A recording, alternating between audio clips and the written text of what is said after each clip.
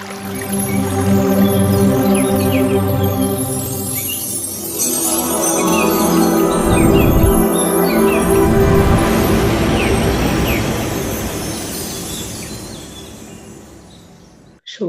ಸರ್ವರಿಗೂ ಶುಭೋದಯ.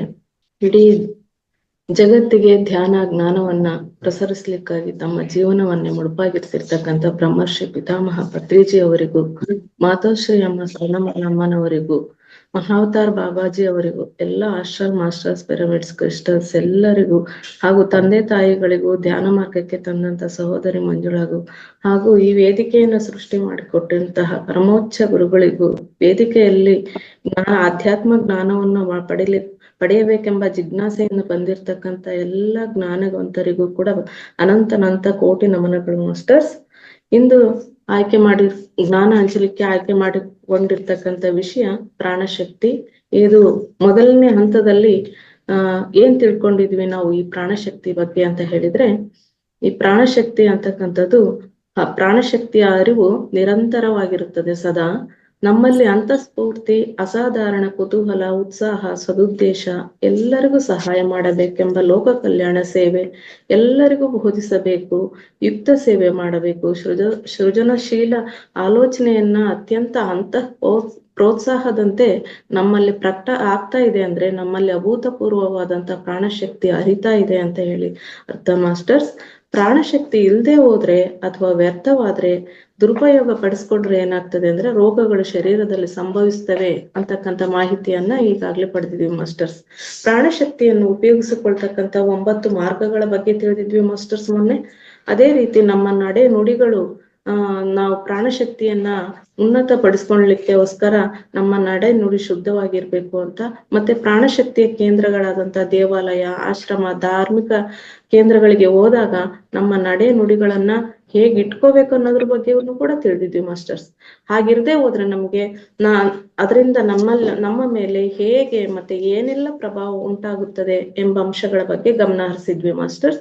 ಇವತ್ತು ಅದರ ಮುಂದುವರೆದ ಭಾಗವಾಗಿ ನೋಡ್ತಾ ಹೋಗೋಣ ಮಾಸ್ಟರ್ಸ್. ನಮ್ಮ ಶರೀರದೊಳಗೆ ಸ್ವೀಕರಿಸಲಾಗಿರ್ತಕ್ಕಂಥ ಪ್ರಾಣಶಕ್ತಿಯು ಆಹಾರ ಪಾನೀಯದ ಬದಲು ಪರ್ಯಾಯವಾಗಿ ನಮಗೆ ಪೋಷಣೆಯನ್ನ ನೀಡುತ್ತಿರುತ್ತದೆ. ನಮ್ಮ ಗುರುಗಳು ಇದರ ಬಗ್ಗೆ ಸಾಕಷ್ಟು ಮಾಹಿತಿಯನ್ನು ಈಗಾಗಲೇ ನೀಡಿದ್ದಾರೆ ಮಾಸ್ಟರ್ಸ್ ಇದೇ ವೇದಿಕೆಯಲ್ಲಿ. ಅಂದ್ರೆ ನಮ್ಮಲ್ಲಿ ಪ್ರಾಣಶಕ್ತಿಯ ಅರಿವು ಹೆಚ್ಚಾದಾಗ ಆಹಾರ ಮತ್ತು ನೀರಿನ ಅವಶ್ಯಕತೆ ಕಡಿಮೆ ಆಗ್ತಾ ಹೋಗ್ತದೆ ಅಂತ ಹೇಳ್ಬಿಟ್ಟು, ದೀಕ್ಷೆಯಿಂದ ಧ್ಯಾನ ಮಾಡುತ್ತಿರುವವರು ಬಹಳಷ್ಟು ಕಡಿಮೆ ಆಹಾರವನ್ನು, ನೀರನ್ನು ಸ್ವೀಕರಿಸುತ್ತಾ ಬಹಳಷ್ಟು ಆರೋಗ್ಯಯುತವಾದ ಜೀವನವನ್ನು ನಡೆಸುತ್ತಿರುತ್ತಾರೆ. ನಾವು ಮಾಡ್ತಕ್ಕಂಥ ಧ್ಯಾನ ತುಂಬಾ ಅದು ಒಂದು ದೀಕ್ಷೆ ತರ ತಗೊಂಡ್ಬಿಟ್ಟು ಒಂದು ದಿನನೂ ಬಿಡದಂಗೆ ಸರಿಯಾದ ಸಮಯದಲ್ಲಿ ಮಾಡ್ತಾ, ಮತ್ತೆ ಧ್ಯಾನವನ್ನ ಮಾಡೋದಕ್ಕೆ ಸ್ವಾಧ್ಯಾಯ ಇವನ್ನೆಲ್ಲ ಏನ್ ಧ್ಯಾನಕ್ಕೆ ಸಂಬಂಧಪಟ್ಟಂತ ಮಾರ್ಗಗಳಿದಾವಲ್ಲ ಮಾಸ್ಟರ್ಸ್, ಅವನ್ನ ಅನುಸರಿಸದೆ ಹೋದಲ್ಲಿ ಅದನ್ನ ದೀಕ್ಷೆ ಅಂತ ತಿಳ್ಕೊಂಡ್ಬಿಟ್ಟು, ಅಂದ್ರೆ ಅದನ್ನ ಪ್ರತಿದಿನನೂ ಕೂಡ ತಪ್ಪದೇ ಮಾಡ್ಬೇಕು. ಅದೇ ಸಮಯದಲ್ಲಿ ಅದರಲ್ಲಿ ನಮ್ಮ ಪ್ರಾಮಾಣಿಕತೆಯನ್ನ ತೋರಿಸ್ತಾ ಮಾಡಿದ್ದೇ ಆದ್ರೆ ನಾವು ಕೂಡ ಏನ್ ಮಾಡ್ಬೋದು, ಕಡಿಮೆ ಆಹಾರ ಮತ್ತು ನೀರನ್ನು ಸ್ವೀಕರಿಸುತ್ತಾ ಆರೋಗ್ಯಯುತ ಜೀವನವನ್ನ ಪಡೆಯಬಹುದು ಅಂತ ಹೇಳ್ತಿದ್ದಾರೆ ಮಾಸ್ಟರ್ಸ್. ಇದಕ್ಕೆ ಕಾರಣ ಆ ಮನುಷ್ಯರು ತಮ್ಮ ಶರೀರಗಳನ್ನು ಧ್ಯಾನ ಮಾಡಿ ವಿಶೇಷವಾದ ಪ್ರಾಣಶಕ್ತಿಯಿಂದ ತುಂಬಿಕೊಂಡಿರುವುದು. ಇದಕ್ಕೆ ಕಾರಣ ಏನಪ್ಪಾ ಅಂದ್ರೆ ನಮ್ಮಲ್ಲಿ ವಿಶೇಷವಾದ ಪ್ರಾಣಶಕ್ತಿ ತುಂಬಿಕೊಳ್ಳದೆ ಆಗಿದೆ ಅಂತ ಹೇಳ್ತಿದ್ದಾರೆ ಮಾಸ್ಟರ್ಸ್. ಆಧ್ಯಾತ್ಮಿಕ ಸಾಧನೆಗಳನ್ನ ಅಭ್ಯಾಸ ಮಾಡುತ್ತಿರುವ ಮನುಷ್ಯರು ಅತಿ ಕಡಿಮೆ ಆಹಾರ ಪಾನೀಯವನ್ನು ಸ್ವೀಕರಿಸುತ್ತಾ ಬಹಳ ಪ್ರಾಣಶಕ್ತಿಯನ್ನು ತಮ್ಮ ಶರೀರದೊಳಗೆ ತುಂಬಿಕೊಳ್ಳುತ್ತಿರುತ್ತಾರೆ. ಆಧ್ಯಾತ್ಮಿಕ ಸಾಧನೆಗಳನ್ನ ಅಭ್ಯಾಸ ಮಾಡ್ತಕ್ಕಂಥ ಮನುಷ್ಯರು ಅವರಲ್ಲಿ ಅತಿಯಾದ ಪ್ರಾಣಶಕ್ತಿಯ ಹರಿವು ಇರೋದ್ರಿಂದ ಏನ್ ಮಾಡ್ತಾರೆ ಅಂದ್ರೆ ಮಾಸ್ಟರ್ಸ್, ಅವರು ಕಡಿಮೆ ಆಹಾರ ಮತ್ತು ಕಡಿಮೆ ನೀರನ್ನ ಬಳಸ್ತಾರೆ. ಅಂತವರಿಗೆ ಸಂಕಲ್ಪ ಸಿದ್ಧಿ ಲಭಿಸುತ್ತದೆ. ಸಂಕಲ್ಪ ಧ್ಯಾನ ಅಂತೆಲ್ಲ ಈಗೆಲ್ಲ ತಿಳಿದಿದೀವಿ ಮಾಸ್ಟರ್ಸ್. ಆ ಸಂಕಲ್ಪ ಅಂತಕ್ಕಂಥದ್ದು ಸಿದ್ಧಿ ಆಗ್ಬೇಕಾದ್ರೆ ನಮ್ಮಲ್ಲಿ ಪ್ರಾಣಶಕ್ತಿಯ ಅರಿವು ಹೆಚ್ಚಾಗ್ಬಿಟ್ಟು ನಮ್ಮಲ್ಲಿ ಇರ್ತಕ್ಕಂಥ ಅಡೆತಡೆಗಳು ನಿವಾರಣೆ ಆಗ್ಬಿಟ್ಟು ನಾವು ನಿಗ್ರಹ ಮಾಡ್ಕೊಂಡ್ರೆ ಮಾತ್ರ ಸಾಧ್ಯ ಅಂತ ಹೇಳ್ತಿದ್ದಾರೆ ಮಾಸ್ಟರ್. ಅವರು ಬಯಸಿದ್ದೆಲ್ಲವೂ ಅವರಿಗೆ ಈಡೇರುತ್ತದೆ, ಸಂಕಲ್ಪ ಸಿದ್ಧಿ ಆಗ್ತದೆ ಅಂತ ಹೇಳ್ತಿದ್ದಾರೆ ಮಾಸ್ಟರ್ಸ್. ಅವರಿಗೆ ಉಪಚಾರ ಸೇವೆ ಸಲ್ಲಿಸಲಾಗದ ವಿಷಯಗಳೆಲ್ಲವೂ ಅವರಿಂದ ಮಾಯವಾಗಿ ಕಣ್ಮರೆಯಾಗುತ್ತವೆ. ಅವರ ಸಂಕಲ್ಪ ಸಿದ್ಧಿ ಆದಾಗ ಅವರಿಗೆ ನಾವು ಯಾರಿಗಾದ್ರೂ ಉಪಚಾರ ಮಾಡ್ಬೇಕು, ಸೇವೆ ಮಾಡ್ಬೇಕು ಅಂತಕ್ಕಂಥ ವಿಷಯಗಳೆಲ್ಲವೂ ಕೂಡ ಅವರಿಗೆ ಸಲ್ಲಿಸಲಾಗಲ್ಲ ಅನ್ನೋ ವಿಷಯನೇ ಇಲ್ಲ ಮಾಸ್ಟರ್ಸ್. ಅವ್ರು ಅನ್ಕೊಂಡಿದ್ದೆಲ್ಲವೂ ಕೂಡ ಸಾಧ್ಯ. ಈ ರೀತಿಯಾಗಿ ಆಗ್ತದೆ ಅಂತ ಹೇಳ್ತಿದ್ದಾರೆ ಮಾಸ್ಟರ್ಸ್. ಪ್ರಾಣಶಕ್ತಿಯು ಮಾನಸಿಕ ಆಯಾಮದಲ್ಲಿ ಬಹಳಷ್ಟು ಶಕ್ತಿಯುತವಾಗಿ ಸಚೇತನವಾಗಿ ಕೆಲಸ ಮಾಡುತ್ತಿರುತ್ತದೆ.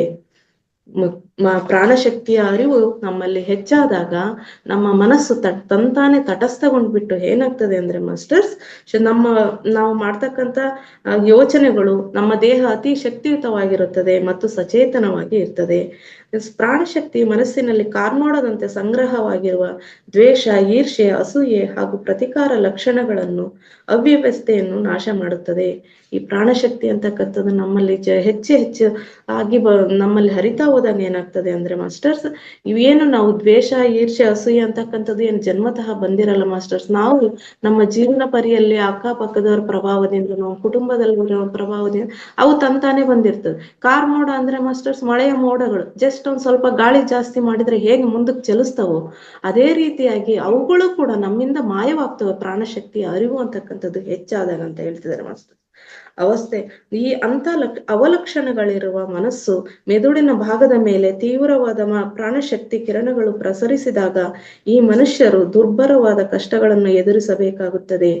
ಈ ಏನು ಅವಲಕ್ಷಣಗಳೇನಾದ್ರೂ ಈ ಮನಸ್ಸಿನಲ್ಲಿ ಇದ್ದದ್ದೇ ಆದ್ರೆ ಇವು ಮೆದುಳಿನ ಭಾಗದ ಮೇಲೆ ತೀವ್ರವಾದ ಪ್ರಾಣಶಕ್ತಿ ಕಿರಣಗಳು ಪ್ರಸರಿಸಿದಾಗ, ಅಂದ್ರೆ ಇಂಥವೇನಾದ್ರೂ ಇದ್ದದ್ದೇ ಆದ್ರೆ ಈ ಪ್ರಾಣಶಕ್ತಿಯ ಅರಿವು ಮನಸ್ಸಿನ ಮೇಲೆ ಹೆಚ್ಚು ಪ್ರಭಾವ ಉಂಟಿದಾಗ ಏನ್ ಮಾಡ್ತದೆ ಅಂದ್ರೆ ಮಾಸ್ಟರ್ಸ್, ಆ ಮನುಷ್ಯರು ದುರ್ಭರವಾದ ಕಷ್ಟಗಳು, ನಾವು ಹೇಳ್ತೀವಲ್ಲ ಮಾಸ್ಟರ್ಸ್, ಧ್ಯಾನಕ್ಕೆ ಬಂದ್ಮೇಲೆ ಮೊದಲಿದ್ದ ಕಷ್ಟಗಳು ಜಾಸ್ತಿ ಆದಂತೆ ಅನಿಸ್ತು. ಯಾಕೆ ಅಂದಾಗ ಧ್ಯಾನ ಮಾಡ್ತಾ ಮಾಡ್ತಾ ನಮ್ಮಲ್ಲಿ ಪ್ರಾಣಶಕ್ತಿಯ ಅರಿವು ಜಾಸ್ತಿ ಆದಾಗ ಏನಾಗ್ತದೆ, ಅವೆಲ್ಲವೂ ಹೊರ ಹೋಗ್ಬೇಕಂದ್ರೆ ನಮ್ಮಗಳಿಗೆ ಅವಾಗ ಅದು ಕಷ್ಟ ಅಂತ ಅನ್ಸೋದು ಭಾವನೆ ಮಾಸ್ಟರ್ಸ್. ಆ ಕಷ್ಟಗಳಿಂದ ಆ ಮನುಷ್ಯರ ಹೃದಯಗಳಲ್ಲಿ ಬದಲಾವಣೆ ಬಾರದೇ ಹೋದರೆ ನಾವು ಅದು ಕಷ್ಟ ಅಂತ ಹೇಳ್ಬಿಟ್ಟು ಏನ್ ಮಾಡ್ತೀವಿ, ಆ ಧ್ಯಾನನೇ ಬಿಟ್ಟಿದ್ದೇ ಆದ್ರೆ ಅವಾಗ ಏನಾಗ್ತದೆ ಅಂದ್ರೆ ಮಾಸ್ಟರ್ಸ್, ಆ ಮನುಷ್ಯರ ಹೃದಯಗಳಲ್ಲಿ ಬದಲಾವಣೆ ಬಾರದೆ ಹೋದರೆ ಅವರಿಗೆ ಹುಚ್ಚು ಹಿಡಿಯಬಹುದು ಅಥವಾ ಪೂರ್ತಿಯಾಗಿ ನಾಶವಾಗಲೂಬಹುದು. ನಮಗೆ ಧ್ಯಾನ ಮಾಡ್ತಿದ್ದ ಮೇಲೇನೆ ಕಷ್ಟ ಜಾಸ್ತಿ ಆಯ್ತಪ್ಪ, ಮೊದಲೇ ಎಷ್ಟೊಂದು ಚೆನ್ನಾಗಿದ್ದೆ ಅಂತ ಭಾವನೆ ನಮ್ಮಲ್ಲಿ ಬಂದು ನಾವು ಏನ್ ಅನ್ಕೋಬೇಕು, ಇದರಿಂದ ನಾನು ಹೊರ ಬರ್ಬೇಕು, ನಾನು ಧ್ಯಾನ ಮಾಡೋದ್ರಿಂದ ಅದೆಲ್ಲ ನನ್ನಿಂದ ಹೊರ ಹೋಗ್ತದೆ ಅನ್ನೋ ಭಾವನೆಯನ್ನು ಏನಾದ್ರೂ ಹೊರತುಪಡಿಸ್ಕೊಂಡೆ ಆ ಸದ್ಭಾವನೆ ಬೆಳೆಸ್ಕೊಂಡೇ ಹೋದ್ರೆ ಏನಾಗುತ್ತೆ ಅಂದ್ರೆ ನಾವು ಧ್ಯಾನವನ್ನು ಬಿಡ್ತೀವಿ. ಅವಾಗ ಏನಾಗ್ತದೆ, ನಾವು ಇನ್ನೂ ಕೂಡ ಹೆಚ್ಚು ಸಂಕಷ್ಟಗಳಿಗೆ ಒಳಗಾಗ್ತೀವಿ, ಮಾನಸಿಕ ಅಸ್ವಸ್ಥತೆ ಉಂಟಾಗ್ತದೆ, ಜೊತೆಗೆ ನಾವು ನಾಶ ಆಗ್ಲಿಕ್ಕೆ ಕೂಡ ಸಾಧ್ಯತೆ ಇದೆ ಅಂತ ಹೇಳ್ತಿದ್ದಾರೆ ಮಾಸ್ಟರ್ಸ್. ಆದುದರಿಂದಲೇ ಆಧ್ಯಾತ್ಮಿಕ ಶಕ್ತಿಯ ರಕ್ಷಣೆಯಲ್ಲಿರುವವರ ಮೇಲೆ ವಿಷಪೂರಿತವಾದ ಬಾಣಗಳನ್ನು ಪ್ರಯೋಗಿಸಬಾರದು. ಆಧ್ಯಾತ್ಮಿಕವಾಗಿ ಯಾರು ಉನ್ನತಿಯನ್ನು ಸಾಧಿಸ್ತಾರೋ ಅವರ ಬಗ್ಗೆ ಕೆಟ್ಟ ಆಲೋಚನೆಯನ್ನು ಮಾಡಬಾರದು, ಕೆಟ್ಟದಾಗಿ ಭಾವನೆಯನ್ನು ಕೂಡ ಹೊಂದಬಾರದು ಅಂತ ಹೇಳ್ತಿದ್ದಾರೆ ಮಾಸ್ಟರ್ಸ್. ಏಕೆಂದರೆ ಆ ಬಾಣಗಳು ಹಿಂತಿರುಗಿ ಬಂದು ಪ್ರಯೋಗಿಸುತ್ತಿರುವವರನ್ನೇ ನಾಶ ಮಾಡುತ್ತದೆಂಬ ಮಾತು ನಮಗೆ ಹಿತೋಕ್ತಿ ಅಂತ ಹೇಳಲಾಗಿದೆ. ಯಾಕೆ ಮಾಡಬಾರ್ದು ಅಂತ ಹೇಳಿದ್ರೆ, ನಾವು ಅವ್ರ ಮೇಲೆ ಬಾಣ ಪ್ರಯೋಗ ಮಾಡಿದ್ದೇ ಆದ್ರೆ ಅವು ಹಿಂತಿರುಗಿ ಬಂದು ನಮಗೆ ವಿಪತ್ತನ್ನ ಒದಗಿಸ್ತವೆ ಅಂತ ಹೇಳ್ತಿದ್ದಾರೆ ಮಾಸ್ಟರ್ಸ್. ನೀನು ಇನ್ನೊಬ್ಬರಿಗೆ ಏನು ಮಾಡುತ್ತೀಯೋ ಅದೇ ನಿನಗೆ ನಡೆಯುತ್ತದೆ. ನಾವು ಇನ್ನೊಬ್ಬರಿಗೆ ಒಳಿತು ಮಾಡಿದ್ರೆ ಒಳಿತು ನಡೆಯುತ್ತೆ, 1 ಪಟ್ಟು ಒಳಿತು ಮಾಡಿದ್ರೆ 100 ಪಟ್ಟು ಒಳಿತು ಬರುತ್ತೆ. ಅದೇ 1 ಪಟ್ಟು ಕೆಡುಕನ್ನು ಉಂಟು ಮಾಡಿದ್ದೆ ಆದ್ರೆ 100 ಪಟ್ಟು ಕೆಡುಕು ನಮಗೆ ಹಿಂತಿರುಗಿ ಬರ್ತದೆ ಎನ್ನೋದು. ಕೆಡುಕನ್ನು ಉಂಟು ಮಾಡಬೇಡ, ನಾಶವಾಗ್ತೀಯಾ ಅನ್ನೋದೇ ಈ ಯುಕ್ತಿಯ ಮಾತು ಅಂತ ಹೇಳ್ತಿದ್ದಾರೆ ಮಾಸ್ಟರ್ಸ್. ಆದ್ದರಿಂದಲೇ ಪ್ರಾಣಶಕ್ತಿ ಪೂರಿತನಾಗಿರುವ ವಿಜ್ಞನು ಎಷ್ಟು ದೂಷಣೆಗಳನ್ನು, ತಿರಸ್ಕಾರಗಳನ್ನು, ಅವಮಾನಗಳನ್ನು ಸಹಿಸಿಕೊಳ್ಳುತ್ತಾ ಯಾರ ಮೇಲೆಯೂ ಎಂದಿಗೂ ಯಾವ ಅಸ್ತ್ರಗಳನ್ನು ಪ್ರಯೋಗಿಸುವುದಿಲ್ಲ. ಪ್ರಾಣಶಕ್ತಿಯನ್ನು ಪಡಿತಕ್ಕಂಥ ಪೂರಿತನಾಗಿರ್ತಕ್ಕಂಥ ವಿಜ್ಞಾನ ಮಾಸ್ಟರ್ಸ್. ಇವಾಗ ನಾವು ಧ್ಯಾನಕ್ಕೆ ಬಂದಾಗ ಜ್ಞಾನ ಪಡಿತೀವಿ, ಜ್ಞಾನದಿಂದ ಸುಜ್ಞಾನಿಗಳಾಗ್ತೀವಿ, ಸುಜ್ಞಾನಿಗಳಿಂದ ನಾವು ವಿಜ್ಞಾನಿಗಳಾಗ್ತೀವಿ ಅಂತ ಹೇಳ್ಬಿಟ್ಟು ಈಗಾಗಲೇ ತಿಳಿದಿರೋ ಮಾಹಿತಿ ಮಾಸ್ಟರ್ಸ್. ವಿಜ್ಞಾನಿ ಅಂದ್ರೆ ಎಲ್ಲದನ್ನು ಕೂಡ ಪ್ರಯೋಗ ಮಾಡ್ತೀವಿ, ಅದು ಹೌದಾ ಸತ್ಯನ, ಅದ್ರಲ್ಲಿ ಎಷ್ಟು ಸತ್ಯಾಂಶ ಇದೆ ಅಂತಕ್ಕಂಥದ್ದು ತಿಳಿತಾ ಹೋಗ್ತೀವಿ. ಅದಕ್ಕೋಸ್ಕರ ಅವರನ್ನ ಧ್ಯಾನ ಮಾಡ್ತಾ ಜ್ಞಾನ ಪಡೆದು ಸುಜ್ಞಾನಿಗಳಾಗಿ ವಿಜ್ಞಾನಿಗಳಾಗೋ ಅಂತ ಪಡೆದಿರ್ತಕ್ಕಂಥವ್ರು ವಿಜ್ಞರು ಅಂತ ಕರಿತಾ ಇದ್ದಾರೆ ಮಾಸ್ಟರ್. ಅವ್ರು ಏನಪ್ಪಾ ಮಾಡ್ತಾರೆ ಅಂದ್ರೆ ದೂಷಣೆಗಳನ್ನು, ತಿರಸ್ಕಾರಗಳನ್ನು, ಅವಮಾನಗಳನ್ನು ಸಹಿಸ್ಕೊಳ್ತಾರೆ ಮಾಸ್ಟರ್ಸ್. ಯಾರ ಮೇಲೂ ಎಂದಿಗೂ ಕೂಡ ಯಾವುದೇ ಅಸ್ತ್ರಗಳನ್ನ, ಅಂದ್ರೆ ಅಸ್ತ್ರ ಅಂದ್ರೆ ಯಾವುದೇ ಯುದ್ಧ ಮಾಡೋ ಅಸ್ತ್ರ ಅಲ್ಲ ಮಾಸ್ಟರ್ಸ್, ಆಲೋಚನೆಯಿಂದ ಮಾತಿನಿಂದ ಮಾಡ್ತಕ್ಕಂಥ ಅಸ್ತ್ರಗಳನ್ನು ಕೂಡ ಪ್ರಯೋಗಿಸುವುದಿಲ್ಲ. ಆ ವಿಜ್ಞನಿಗೆ ತನ್ನ ಶತ್ರು ತನ್ನ ಕ್ರಿಯೆಗಳಿಂದಲೇ ತನಗೆ ತಾನೇ ಕೆಡುಕು ಮಾಡಿಕೊಳ್ಳುತ್ತಿದ್ದಾನೆ ಎಂದು ತಿಳಿದಿರುತ್ತದೆ. ಇವನು ಬೇರೆ ಎದುರುಗಡೆ ಇರ್ತಕ್ಕಂಥವ್ರು ನಮ್ಮ ಮೇಲೆ ಏನಾದ್ರೂ ಆ ರೀತಿಯ ಅಸ್ತ್ರಗಳನ್ನ ಪ್ರಯೋಗಿಸಿದ್ದಾರೆ ಅಂದ್ರೆ ಇವನು ನನ್ನ ಮೇಲೆ ಪ್ರಯೋಗಿಸಿ ತಾನೇ ನಾಶವಾಗ್ತಿದ್ದಾನಲ್ಲಪ್ಪ ಅಂತ ಅನ್ಕೊಂಡ್ಬಿಟ್ಟು ಆ ವಿಜ್ಞನು ತನ್ನ ಮೇಲೆ ಪ್ರಯೋಗಿಸಲಾಗಿ ಹಿಂತಿರುಗಿ ಹೋಗುತ್ತಿರುವ ಏನು ಅಸ್ತ್ರಗಳಿಂದ ತನ್ನ ಶತ್ರುವಿಗೆ ಯಾವುದೇ ಹಾನಿ ಉಂಟಾಗದೇ ಇರ್ಲಿ, ಸುರಕ್ಷಿತವಾಗಿರ್ಲಿ ಅನ್ನೋ ಸದಾ ಭಾವನೆ ಇರ್ತಾರೆ. ಮಾನಸಿಕವಾಗಿ ಬಯಸುತ್ತಿರುತ್ತಾರೆ ಅಂತ ಹೇಳ್ತಿದ್ದಾರೆ ಮಾಸ್ಟರ್ಸ್. ಎಂತ ಅದ್ಭುತವಾದ ಆಲೋಚನೆ ನೋಡಿ ಮಾಸ್ಟರ್ಸ್. ಈ ವಿಜ್ಞಾನಿಗಳು ಯಾರಾಗಿದ್ದೇವೋ ನಮಗೆ ಅವ್ರು ಬೈದ್ರು ಕೂಡ, ಯಾವುದೇ ಹಾನಿ ಉಂಟು ಮಾಡಿದ್ರು ಕೂಡ ನನ್ನಿಂದ ಅದಂತೂ ಅವನು ಬಿಟ್ಟ ಬಾಣ ಅಂತೂ ನನಗೆ ನಾಟಲ್ಲ, ಅದು ಹಿಂತಿರುಗಿ ಹೋಗಿ ಅವನನ್ನು ನಾಶ ಮಾಡೋದು ಬೇಡ ಅಂತ ಹೇಳ್ಬಿಟ್ಟು ಮಾನಸಿಕವಾಗಿ ಬಯಸ್ತಾರೆ. ಪ್ರಾಣಶಕ್ತಿಯು ನಾವು ಧರಿಸುತ್ತಿರುವ ವಸ್ತ್ರಗಳಲ್ಲಿ, ನಾವು ಉಪಯೋಗಿಸುತ್ತಿರುವ ಅಥವಾ ಸ್ಪರ್ಶಿಸುತ್ತಿರುವ ವಸ್ತುಗಳಲ್ಲಿ, ಪರಿಕರಗಳಲ್ಲಿ, ಉಪಕರಣಗಳಲ್ಲಿಯೂ ಸಹ ನಿಕ್ಷೇಪವಾಗಿ ಸಂಗ್ರಹವಾಗಿ ತುಂಬಿರುತ್ತದೆ. ಈ ಪ್ರಾಣಶಕ್ತಿ ಅಂತಕ್ಕಂಥದ್ದು ಬರೀ ನಮ್ಮ ಪ್ರಾಣಮಯ ಕೋಶ ಅಷ್ಟೇ ಅಲ್ಲ, ನಾವು ಬಳಸ್ತಕ್ಕಂಥ ವಸ್ತುಗಳು ಹೆಚ್ಚು ಆದಾಗ ಬಳಸ್ತಕ್ಕಂಥ ವಸ್ತುಗಳಲ್ಲಿ, ಪರಿಕರಗಳಲ್ಲಿ, ಉಪಕರಣಗಳಲ್ಲೂ ಕೂಡ ಸಂಗ್ರಹವಾಗಿ ತುಂಬಿರುತ್ತದೆ. ನಾವು ಈಗಾಗಲೇ ಗಮನಿಸಿದೀವಿ ಮಾಸ್ಟರ್ಸ್.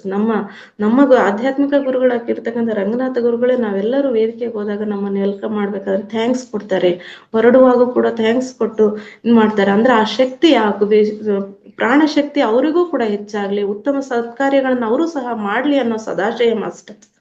ಪ್ರೀತಿ ಮತ್ತು ವಿವೇಕಗಳಿಂದ ಮಹಾ ಸಂಕಲ್ಪ ಶಕ್ತಿಯಿಂದ ಬರೆಯಲಾದ ಉತ್ತರಗಳಲ್ಲಿ, ಹಸ್ತಪ್ರತಿಗಳಲ್ಲಿ ಬಹಳಷ್ಟು ಪ್ರಾಣಶಕ್ತಿ, ಪ್ರಾಣಾಗ್ನಿ ನಿಕ್ಷೇಪವಾಗಿರುತ್ತದೆ.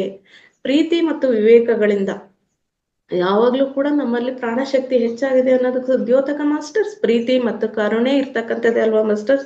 ಈ ಪ್ರೀತಿ ಮತ್ತು ವಿವೇಕದಿಂದ ಬಹಳಷ್ಟು ಪ್ರಾಣಶಕ್ತಿ, ಪ್ರಾಣಾಗ್ನಿ ನಿಕ್ಷೇಪವಾಗಿರೋದ್ರಿಂದ ಏನಾಗ್ತದೆ ಮಾಸ್ಟರ್ಸ್, ಪರೀಕ್ಷೆಗಳಲ್ಲಿ ಅತ್ಯುತ್ತಮವಾದ ಅಂಕಗಳು ಬರ್ತದೆ ಅಂತೆಲ್ಲ ಹೇಳ್ತಾರಲ್ಲ ಮಾಸ್ಟರ್ಸ್. ಇದೇ ಉದ್ದೇಶ ಮಾಸ್ಟರ್ಸ್. ಪ್ರಾಣಶಕ್ತಿ ಹರಿವು ಹೆಚ್ಚಾದಾಗ ಪ್ರಶ್ನೆ ಪತ್ರಿಕೆಗೆ ಬರೀತಕ್ಕಂಥ ಉತ್ತರಗಳಲ್ಲಿ, ಮತ್ತೆ ಯಾವುದೇ ಹಸ್ತಪ್ರತಿ ಯಾವುದಕ್ಕೆ ಆದ್ರೂ ಕೂಡ ಇಂದ ಬರೆದು ನೋಟ್ ಮಾಡ್ತಕ್ಕಂಥದ್ದು ಕೂಡ, ಇವುಗಳಲ್ಲಿ ಪ್ರಾಣಶಕ್ತಿ ನಿಕ್ಷೇಪ ಹೆಚ್ಚಾಗಿರ್ತದೆ. ಅದೇ ಪ್ರಕಾರವಾಗಿ ಯಾವುದೇ ಪತ್ರ, ಬರಹ, ಈರ್ಷೆ, ದ್ವೇಷಗಳಿಂದ ಬರೆದಿದ್ದರೆ, ಆ ಪ್ರೀತಿ ಮತ್ತೆ ಕರುಣೆ ವಿವೇಕವನ್ನ ಹೊರತುಪಡಿಸಿ ಈರ್ಷೆ ದ್ವೇಷಗಳಿಂದ ಏನಾದ್ರೂ ಬರೆದಿದ್ದರೆ ಆ ಪತ್ರದಲ್ಲಿ ಬಹಳಷ್ಟು ವಿಷ ಅಸ್ತ್ರಗಳು ಇದ್ದು ಆ ಬರಹವನ್ನು ಓದುತ್ತಿರುವವರಿಗೆ ಬಹಳಷ್ಟು ಹಾನಿಯನ್ನು, ಕೆಡುಕನ್ನು ಉಂಟು ಮಾಡುತ್ತದೆ. ಆ ರೀತಿ ದ್ವೇಷ ಈರ್ಷೆ ಭಾವನೆಯಿಂದ ಬರ್ದಿದ್ದೇ ಆದ್ರೆ ಏನಾಗ್ತದೆ, ಅದು ವಿಷ ಅಸ್ತ್ರವಾಗಿ ಪರಿಣಾಮ ಆಗ್ತದೆ. ಅದನ್ನ ಓದ್ತಾ ಇರೋರ್ಗೂ ಕೂಡ ಬಹಳಷ್ಟು ತೊಂದರೆ ಕೊಡ್ತದೆ ಅಂತ ಹೇಳ್ತಿದ್ದಾರೆ ಮಾಸ್ಟರ್ಸ್. ಬಹಳಷ್ಟು ಹಾನಿಯನ್ನು, ಕೆಡುಕನ್ನು ಉಂಟು ಮಾಡುತ್ತದೆ. ಯಾವುದೇ ಪತ್ರವನ್ನು, ಬರಹವಿರುವ ಕಾಗದವನ್ನು ಹಿಡಿದುಕೊಂಡ ಕೂಡಲೇ ನಮಗೆ ನೋವುಂಟು ಮಾಡುವ ವಿಷಯ ಇರಬಹುದು ಎಂದೆನಿಸಿದರೆ, ನಮ್ಮಲ್ಲೇ ಪ್ರಾಣಶಕ್ತಿ ಹೆಚ್ಚಾಗಿದ್ದಾಗ ನಾವು ಆ ತರ ವಾಕ್ಯಗಳನ್ನು ಹೊಂದಿರ್ತಕ್ಕಂಥ ಕಾಗದ ಅಥವಾ ಪತ್ರ ನಮ್ಮ ಕೈ ಸೇರಿದಾಗ ನಮಗೆ ಅನುಭವಕ್ಕೆ ಬರ್ತದೆ, ಇದರಲ್ಲಿ ಏನೋ ವಿಷ ಭಾವನೆ ಇದೆ ಅಂತ ಹೇಳ್ಬಿಟ್ಟು ಇರಬಹುದು ಎಂದನಿಸಿದಾಗ ಅಂತ ಕಾಗದವನ್ನು ನಾವು ಓದದೆ ಸುಟ್ಟು ಬೂದಿ ಮಾಡಿ ಬಿಸಾಡಬೇಕು. ಹಾಗೇನ್ ಮಾಡ್ಬೇಕಪ್ಪ ಅಂದ್ರೆ ಆ ಕಾಗದವನ್ನೇ ಸುಟ್ಟು ಬೂದಿ ಮಾಡಿ ಬಿಸಾಡಬೇಕು. ಅಂತ ಬರಹಗಳನ್ನು ಅನುಸರಿಸುತ್ತಾ ಕೆಲವು ದುಷ್ಟಶಕ್ತಿಗಳು ಸಹ ಹಲವಾರು ಬರಿ ನಮ್ಮ ಬಳಿ ಬರುತ್ತಿರುತ್ತವೆ. ನಾವು ಅದನ್ನೇನಾದ್ರೂ ಓದಿದ್ದೇ ಆದ್ರೆ, ಅದನ್ನ ಜೋಪಾನ ಮಾಡಿ ಇಡಕ್ಕೆ ಪ್ರಯತ್ನ ಮಾಡಿದ್ದೇ ಆದ್ರೆ ಏನಾಗ್ತದೆ, ಆ ಪತ್ರದ ಆ ಬರವಣಿಗೆ ಮುಖಾಂತರ ನಮಗೂ ಕೂಡ ದುಷ್ಟಶಕ್ತಿಗಳು ನಮ್ಗೆ ಅವಗಾಹನೆ ಆಗ್ತಕ್ಕಂಥ ಚಾನ್ಸಸ್ ಇದೆ ಅಂತ ಹೇಳ್ತಿದ್ದಾರೆ ಮಾಸ್ಟರ್ಸ್. ಆ ಬರಹಗಳನ್ನು ಓದಿ ಭಯ, ಪ್ರತಿಕಾರ ಭಾವನೆ, ದ್ವೇಷವೆಂಬ ಪ್ರತಿಸ್ಪಂದನೆಯು ನಮ್ಮಲ್ಲಿ ಮೂಡಿದ್ದೇ ಆದ್ರೆ, ಆ ಬರಹ ಏನಾದ್ರೂ ಓದಿ ನಮ್ಮಲ್ಲಿ ಭಯ ಉಂಟಾದ್ರೆ, ಅಪ್ಪ ಹಿಂಗಂತೆ ಹಾಗಂತೆ ಹೀಗಂತೆ, ಅದಕ್ಕೋಸ್ಕರ ನೀವು ಏನೇನು ಸುದ್ದಿ ಪತ್ರಿಕೆಗಳಿದಾವಲ್ಲ ಮಾಸ್ಟರ್ಸ್, ಅದ್ರಲ್ಲಿ ಬರ್ತಕ್ಕಂಥ ಅನಗತ್ಯ ಮಾಹಿತಿಗಳು, ಬರೀ ಸಣ್ಣ ವಿಷಯವನ್ನೇ ಅತಿ ಇದರಲ್ಲಿ ಬಿಂಬಿಸ್ತಾ ಹೋಗ್ತಾರೆ. ಟಿವಿಯಲ್ಲೂ ಕೂಡ ಅಷ್ಟೇ, ಯಾವುದೇ ಒಂದು ಸಣ್ಣ ಆಗಿರ್ತಕ್ಕಂಥ ವಿಷಯವನ್ನ ಭಯಂಕರವಾಗಿ ಬಿಂಬಿಸ್ತಾ ಹೋಗ್ತಾರೆ. ಅಂತ ಭಯ ಭಾವನೆ ಮೂಡಿದ್ದೆ ಆದ್ರೆ, ಪ್ರತಿಕಾರದ ಭಾವನೆ ಮಾಡಿ ಹೀಗೆಲ್ಲ ಮಾಡ್ಬೋದಾ, ಈ ಜಾತಿ ಧರ್ಮಗಳ ಬಗ್ಗೆನೂ ಕೂಡ ಪ್ರತಿಕಾರ ಭಾವನೆ ಉಂಟು ಮಾಡೋ ತರನಾಗಿ ಲೇಖನಗಳು ಬರ್ತಕ್ಕಂಥದ್ದು ಅಥವಾ ಮಾಧ್ಯಮಗಳಲ್ಲಿ ಪ್ರಸಾರ ಆಗ್ತಕ್ಕಂಥ ವಿಷಯಗಳೇ ಇದ್ರೆ ಅವುಗಳು ಮೂಡಿದ್ರೆ ನಮ್ಮ ಅಂತರಂಗದೊಳಗೆ ಪ್ರವೇಶ ಮಾಡ್ಬಿಟ್ಟು ಅವು ನಮ್ಮ ಮನಸ್ಸಿನಲ್ಲಿ, ಬುದ್ಧಿಯಲ್ಲಿ ಏನಾದ್ರೂ ಅವು ನಮಗೆ ಪ್ರೇರಣೆ ನೀಡಿದ್ದೇ ಆದ್ರೆ ನಮ್ಮನ್ನು ಆಕ್ರಮಿಸಲು ಆ ದುಷ್ಟಶಕ್ತಿಗಳು ಪ್ರಯತ್ನಿಸುತ್ತಿರುತ್ತವೆ. ಇದು ಈ ರೀತಿಯಾಗಿ ದುಷ್ಟ ಆಲೋಚನೆಗಳು ನಮ್ಮಲ್ಲಿ ಶಕ್ತಿಗಳಾಗಿ ಪರಿವರ್ತನೆಗೊಂಡು ನಮ್ಮಲ್ಲಿ ಮೇಲೆ ಪರಿಣಾಮ ಬೀರ್ತವೆ ಅಂತ ಹೇಳ್ತಿದ್ದಾರೆ ಮಾಸ್ಟರ್ಸ್. ಒಂದು ವೇಳೆ ಅಂತ ಹಸ್ತಪ್ರತಿಗಳನ್ನು ಭದ್ರವಾಗಿಟ್ಟುಕೊಳ್ಳಬೇಕಾದ ಅವಶ್ಯಕತೆ ಏನಾದ್ರೂ ಬಂದರೆ, ಇದನ್ನ ಏನಕ್ಕಾದ್ರೂ ಕಾಪಾಡ್ಕೋಬೇಕು ಅನ್ನೋ ಏನಾದ್ರೂ ಅಗತ್ಯತೆ ಇದ್ದದ್ದೇ ಆದ್ರೆ ಆ ಹಸ್ತಪ್ರತಿಯನ್ನ ಏನ್ ಮಾಡ್ಬೇಕು ಅಂತ ಹೇಳ್ತಿದ್ದಾರೆ ಮಾಸ್ಟರ್ಸ್. ಧೂಪ ದೀಪಗಳಿಂದ ಪೂಜೆಯಲ್ಲಿಟ್ಟು ಒಂದು ಲೋಹದ ಪೆಟ್ಟಿಗೆಯಲ್ಲಿ ಆ ಹಸ್ತಪ್ರತಿಯ ಮೇಲೆ ಸ್ವಲ್ಪ ಪನ್ನೀರನ್ನು ಚಿಮುಕಿಸಿ ಆ ಹಸ್ತಪ್ರತಿಯನ್ನು ಭದ್ರವಾಗಿಟ್ಟುಕೊಳ್ಳಬಹುದು ಎಂದು ನಮಗೆ ಹೇಳಲ್ಪಟ್ಟಿದೆ. ನೀವೇನಾದ್ರೂ ಅದನ್ನ ಕಾಪಾಡ್ತಕ್ಕಂಥ ಅಗತ್ಯತೆ ಇದೆ ಅಂತ ತಿಳಿದು ಬಂದಾಗ ಈ ರೀತಿಯಾಗಿ ಮಾಡಿ ಅಂತ ಹೇಳ್ತಿದ್ದಾರೆ ಮಾಸ್ಟರ್ಸ್. ಆ ಹಸ್ತಪ್ರತಿಯನ್ನು ಭದ್ರವಾಗಿಟ್ಟುಕೊಳ್ಳಬೇಕಾದ ಅವಶ್ಯಕತೆ ನಮಗಿಲ್ಲದೆ ಹೋದರೆ ತಕ್ಷಣ ಅದನ್ನು ಸುಟ್ಟು ಬೂದಿ ಮಾಡಿ ಬಿಸಾಡುವುದು ಉತ್ತಮ.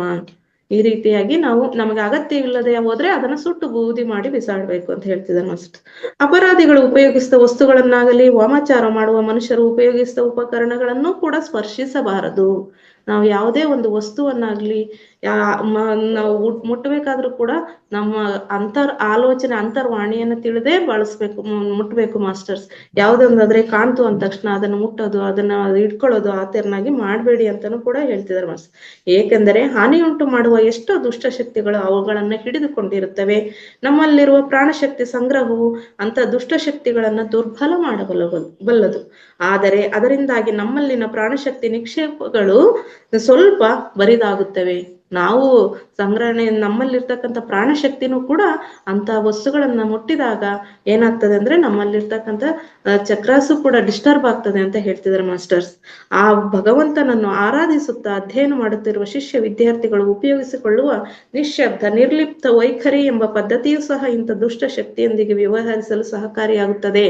ಇಂದಿನ ಕಾಲದಲ್ಲಿ ಮಠಗಳಲ್ಲಿ ಏನು ವಿದ್ಯಾರ್ಥಿಗಳು ಪಾಠ ಬೋಧನೆ ಕಲೀಲಿಕ್ಕೆ ಹೋಗ್ತಿದ್ರಲ್ಲ ಮಾಸ್ಟರ್ಸ್, ಗುರುಕುಲ ಪದ್ಧತಿಯಲ್ಲಿ, ಅಲ್ಲಿ ವಿದ್ಯಾರ್ಥಿಗಳು ಉಪಯೋಗಿಸ್ಕೊಳ್ತಕ್ಕಂಥ ಪದ್ಧತಿ ಮಾಸ್ಟರ್ಸ್ ಇದು ನಿಶ್ಶಬ್ದ ನಿರ್ಲಿಪ್ತ ವೈಖರಿ ಅಂತ ಹೇಳ್ಬಿಟ್ಟು. ಒಬ್ಬ ಸಾಧಕನು ಮಹಾ ನಿಶ್ಶಬ್ದದೊಳಗೆ ಭೌತಿಕವಾಗಿ ಅನುಭೂತಿಯಿಂದ ಮಾನಸಿಕವಾಗಿಯೂ ಸಹ ಪೂರ್ತಿಯಾಗಿ ಪ್ರವೇಶಿಸಲು ಸಾಧ್ಯವಾದರೆ ಆ ಮಹಾ ನಿಶ್ಶಬ್ದ ನಿರ್ಲಿಪ್ತ ವೈಖರಿ ಆತನಿಗೆ ಅಭ್ಯಾಸವಾಗುತ್ತದೆ ಮಾಸ್ಟರ್. ಆ ಮಹಾ ನಿಶ್ಶಬ್ದದೊಳಗೆ ಉದಾಹರಣೆಗೆ ನಾವೆಲ್ಲ ಗಮನಿಸಿದೀವಿ ಮಾಸ್ಟರ್ಸ್. ನಾವೇನಾದ್ರೂ ಒಂದು ಮಾತಾಡಿದ್ರೆ ಅದಕ್ಕೆ ಎಷ್ಟೊಂದು ಮಾತಾಡ್ತಾ ಇರ್ತೀವಿ. ನಾವು ಜ್ಞಾನ ಹಂಚಿಕೆ ಮಾಡ್ಬೇಕಾರಾಗ್ಲಿ, ಪ್ರಶ್ನೋತ್ತರ ನಡಿಬೇಕಾಗ್ಲಿ, ನಮ್ಮ ಗುರುಗಳು ಎಷ್ಟು ಮಹಾ ನಿಶ್ಶಬ್ದ ಸ್ಥಿತಿಯಲ್ಲಿ ಇರ್ತಾರೆ ಅಂದ್ರೆ ಮಾಸ್ಟರ್ಸ್, ಅದನ್ನ ನಾವು ಪ್ರತಿದಿನನೂ ಕೂಡ ಗಮನಿಸ್ತಾ ಹೋಗ್ತೀವಿ. ಆ ರೀತಿಯಾಗಿ ಮಹಾ ನಿಶ್ಶಬ್ದದೊಳಗೆ ಭೌತಿಕವಾಗಿ ಮತ್ತು ಅನುಭೂತಿಯಿಂದ, ಭೌತಿಕವಾಗಿ ಕೂತಿರ್ತಾರಲ್ಲಿ ಆದ್ರೆ ನಮ್ಮನ್ನು ಗಮನಿಸ್ತಿರ್ತಾರೆ ಹೊರತು ಯಾವುದೇ ತಪ್ಪುಗಳಿರ್ಲಿ ಸರಿಗಳಿರ್ಲಿ ಇದು ಆ ತಕ್ಷಣಕ್ಕೆ ಅವ್ರು ಯಾವತ್ತೂ ಕೂಡ ಹೇಳಿದ್ದೇ ಇಲ್ಲ ಮಾಸ್ಟರ್ಸ್. ಅದು ಮಹಾ ನಿಶ್ಶಬ್ದತೆ ಅಂತಕ್ಕಂಥದ್ದು. ಅನುಭೂತಿಯಿಂದ ಮತ್ತು ಮಾನಸಿಕವಾಗಿ ನಮ್ಮ ಬಗ್ಗೆ ಸದಾ ಅನುಭೂತಿ, ಸದಾ ಒಳ್ಳೇದನ್ನೇ ಹೇಳ್ತಾರೆ, ಇದನ್ನು ಆ ಜ್ಞಾನವನ್ನೇ ಹಂಚ್ತಾರೆ. ಈ ನಮ್ಮ ವೇದಿಕೆಯಲ್ಲಿ ಸದಾ ಒಳಿತೇ ಆಗ್ತದೆ ಅನ್ನೋ ಭಾವನೆಯಿಂದನೂ ಕೂತಿರ್ತಾರೆ. ಮಾನಸಿಕವಾಗಿ ಯಾರಾದ್ರೂ ಕೂಡ ಆ ವಿಷಯ ಅಲ್ಲೇನಾದ್ರೂ ತೊಡರು ಬಂತು ಅಂದ್ರೆ ಅದನ್ನ ಹಂಗೆ ಮಾನಸಿಕವಾಗಿ ಸನ್ನದ್ಧರಾಗಿ ಅದನ್ನ ಹಾಗೆ ಮುಂದುವರಿಸ್ತಾರೆ ಮಾಸ್ಟರ್ಸ್. ಮಾನಸಿಕವಾಗಿಯೂ ಸಹ ಪೂರ್ತಿಯಾಗಿ ಪ್ರವೇಶಿಸಲು ಸಾಧ್ಯವಾದರೆ ಅದೇ ಮಹಾ ನಿಶ್ಶಬ್ದತೆ, ಆ ನಿಶ್ಶಬ್ದ ನಿರ್ಲಿಪ್ತ ವೈಖರಿ ಅಂತಕ್ಕಂಥದ್ದು ಅದು ಅಭ್ಯಾಸವಾಗಿದೆ ನಮ್ಮ ಗುರುಗಳಿಗೆ. ಅಂತ ಸಾಧಕರು ಏನ್ ಮಾಡ್ತಾರಪ್ಪ ಅಂದ್ರೆ ಆ ದುಷ್ಟ ಶಕ್ತಿಗಳ ಮೇಲೆ ಆ ನಿಶ್ಶಬ್ದ ನಿರ್ಲಿಪ್ತ ವೈಖರಿಯನ್ನು ಆಚರಿಸುತ್ತಾ, ನಿಶ್ಶಬ್ದ ನಿರ್ಲಿಪ್ತ ವೈಖರಿಯನ್ನ ಆಚರಿಸುತ್ತಾ ಅಂದ್ರೆ ಯಾವುದೇ ತರನಾದ ದುಷ್ಟ ಆಲೋಚನೆಗಳಲ್ಲಿ ಬರ್ತಾ ಇದಾವೆ ಅಂತ ಅಂದ್ರೆ ಆ ನಿಶ್ಶಬ್ದ ನಿರ್ಲಿಪ್ತ ವೈಖರಿಯನ್ನ ಆಚರಿಸ್ತಾರೆ. ಆ ದುಷ್ಟ ಶಕ್ತಿಗಳ ಅಟ್ಟಹಾಸವನ್ನು ಎದುರಿಸಲು ಒಂದು ಮಹಾ ರಕ್ಷಣಾ ಕವಚವನ್ನ ರಚಿಸಿಕೊಂಡು ನಮ್ಮ ಇರ್ತಕ್ಕಂಥ ವೇದಿಕೆಗೆ ಮಹಾರಕ್ಷಣಾ ಕವಚವನ್ನು ಕೂಡ ನಾವು ತಯಾರು ಮಾಡ್ಕೋಬಹುದು. ತಮ್ಮ ಕಡೆಗೆ ಪ್ರಯೋಗಿಸಲಾಗುತ್ತಿರುವ ಎಲ್ಲ ದುಷ್ಟ ಸಂಕಲ್ಪಗಳ ಅಸ್ತ್ರಗಳನ್ನು ಸಾಮರ್ಥ್ಯದಿಂದ ತಿರುಗಿಸಿ ಒಡೆಯುವುದರಲ್ಲಿ ಪ್ರವೀಣರಾಗಿರುತ್ತಾರೆ.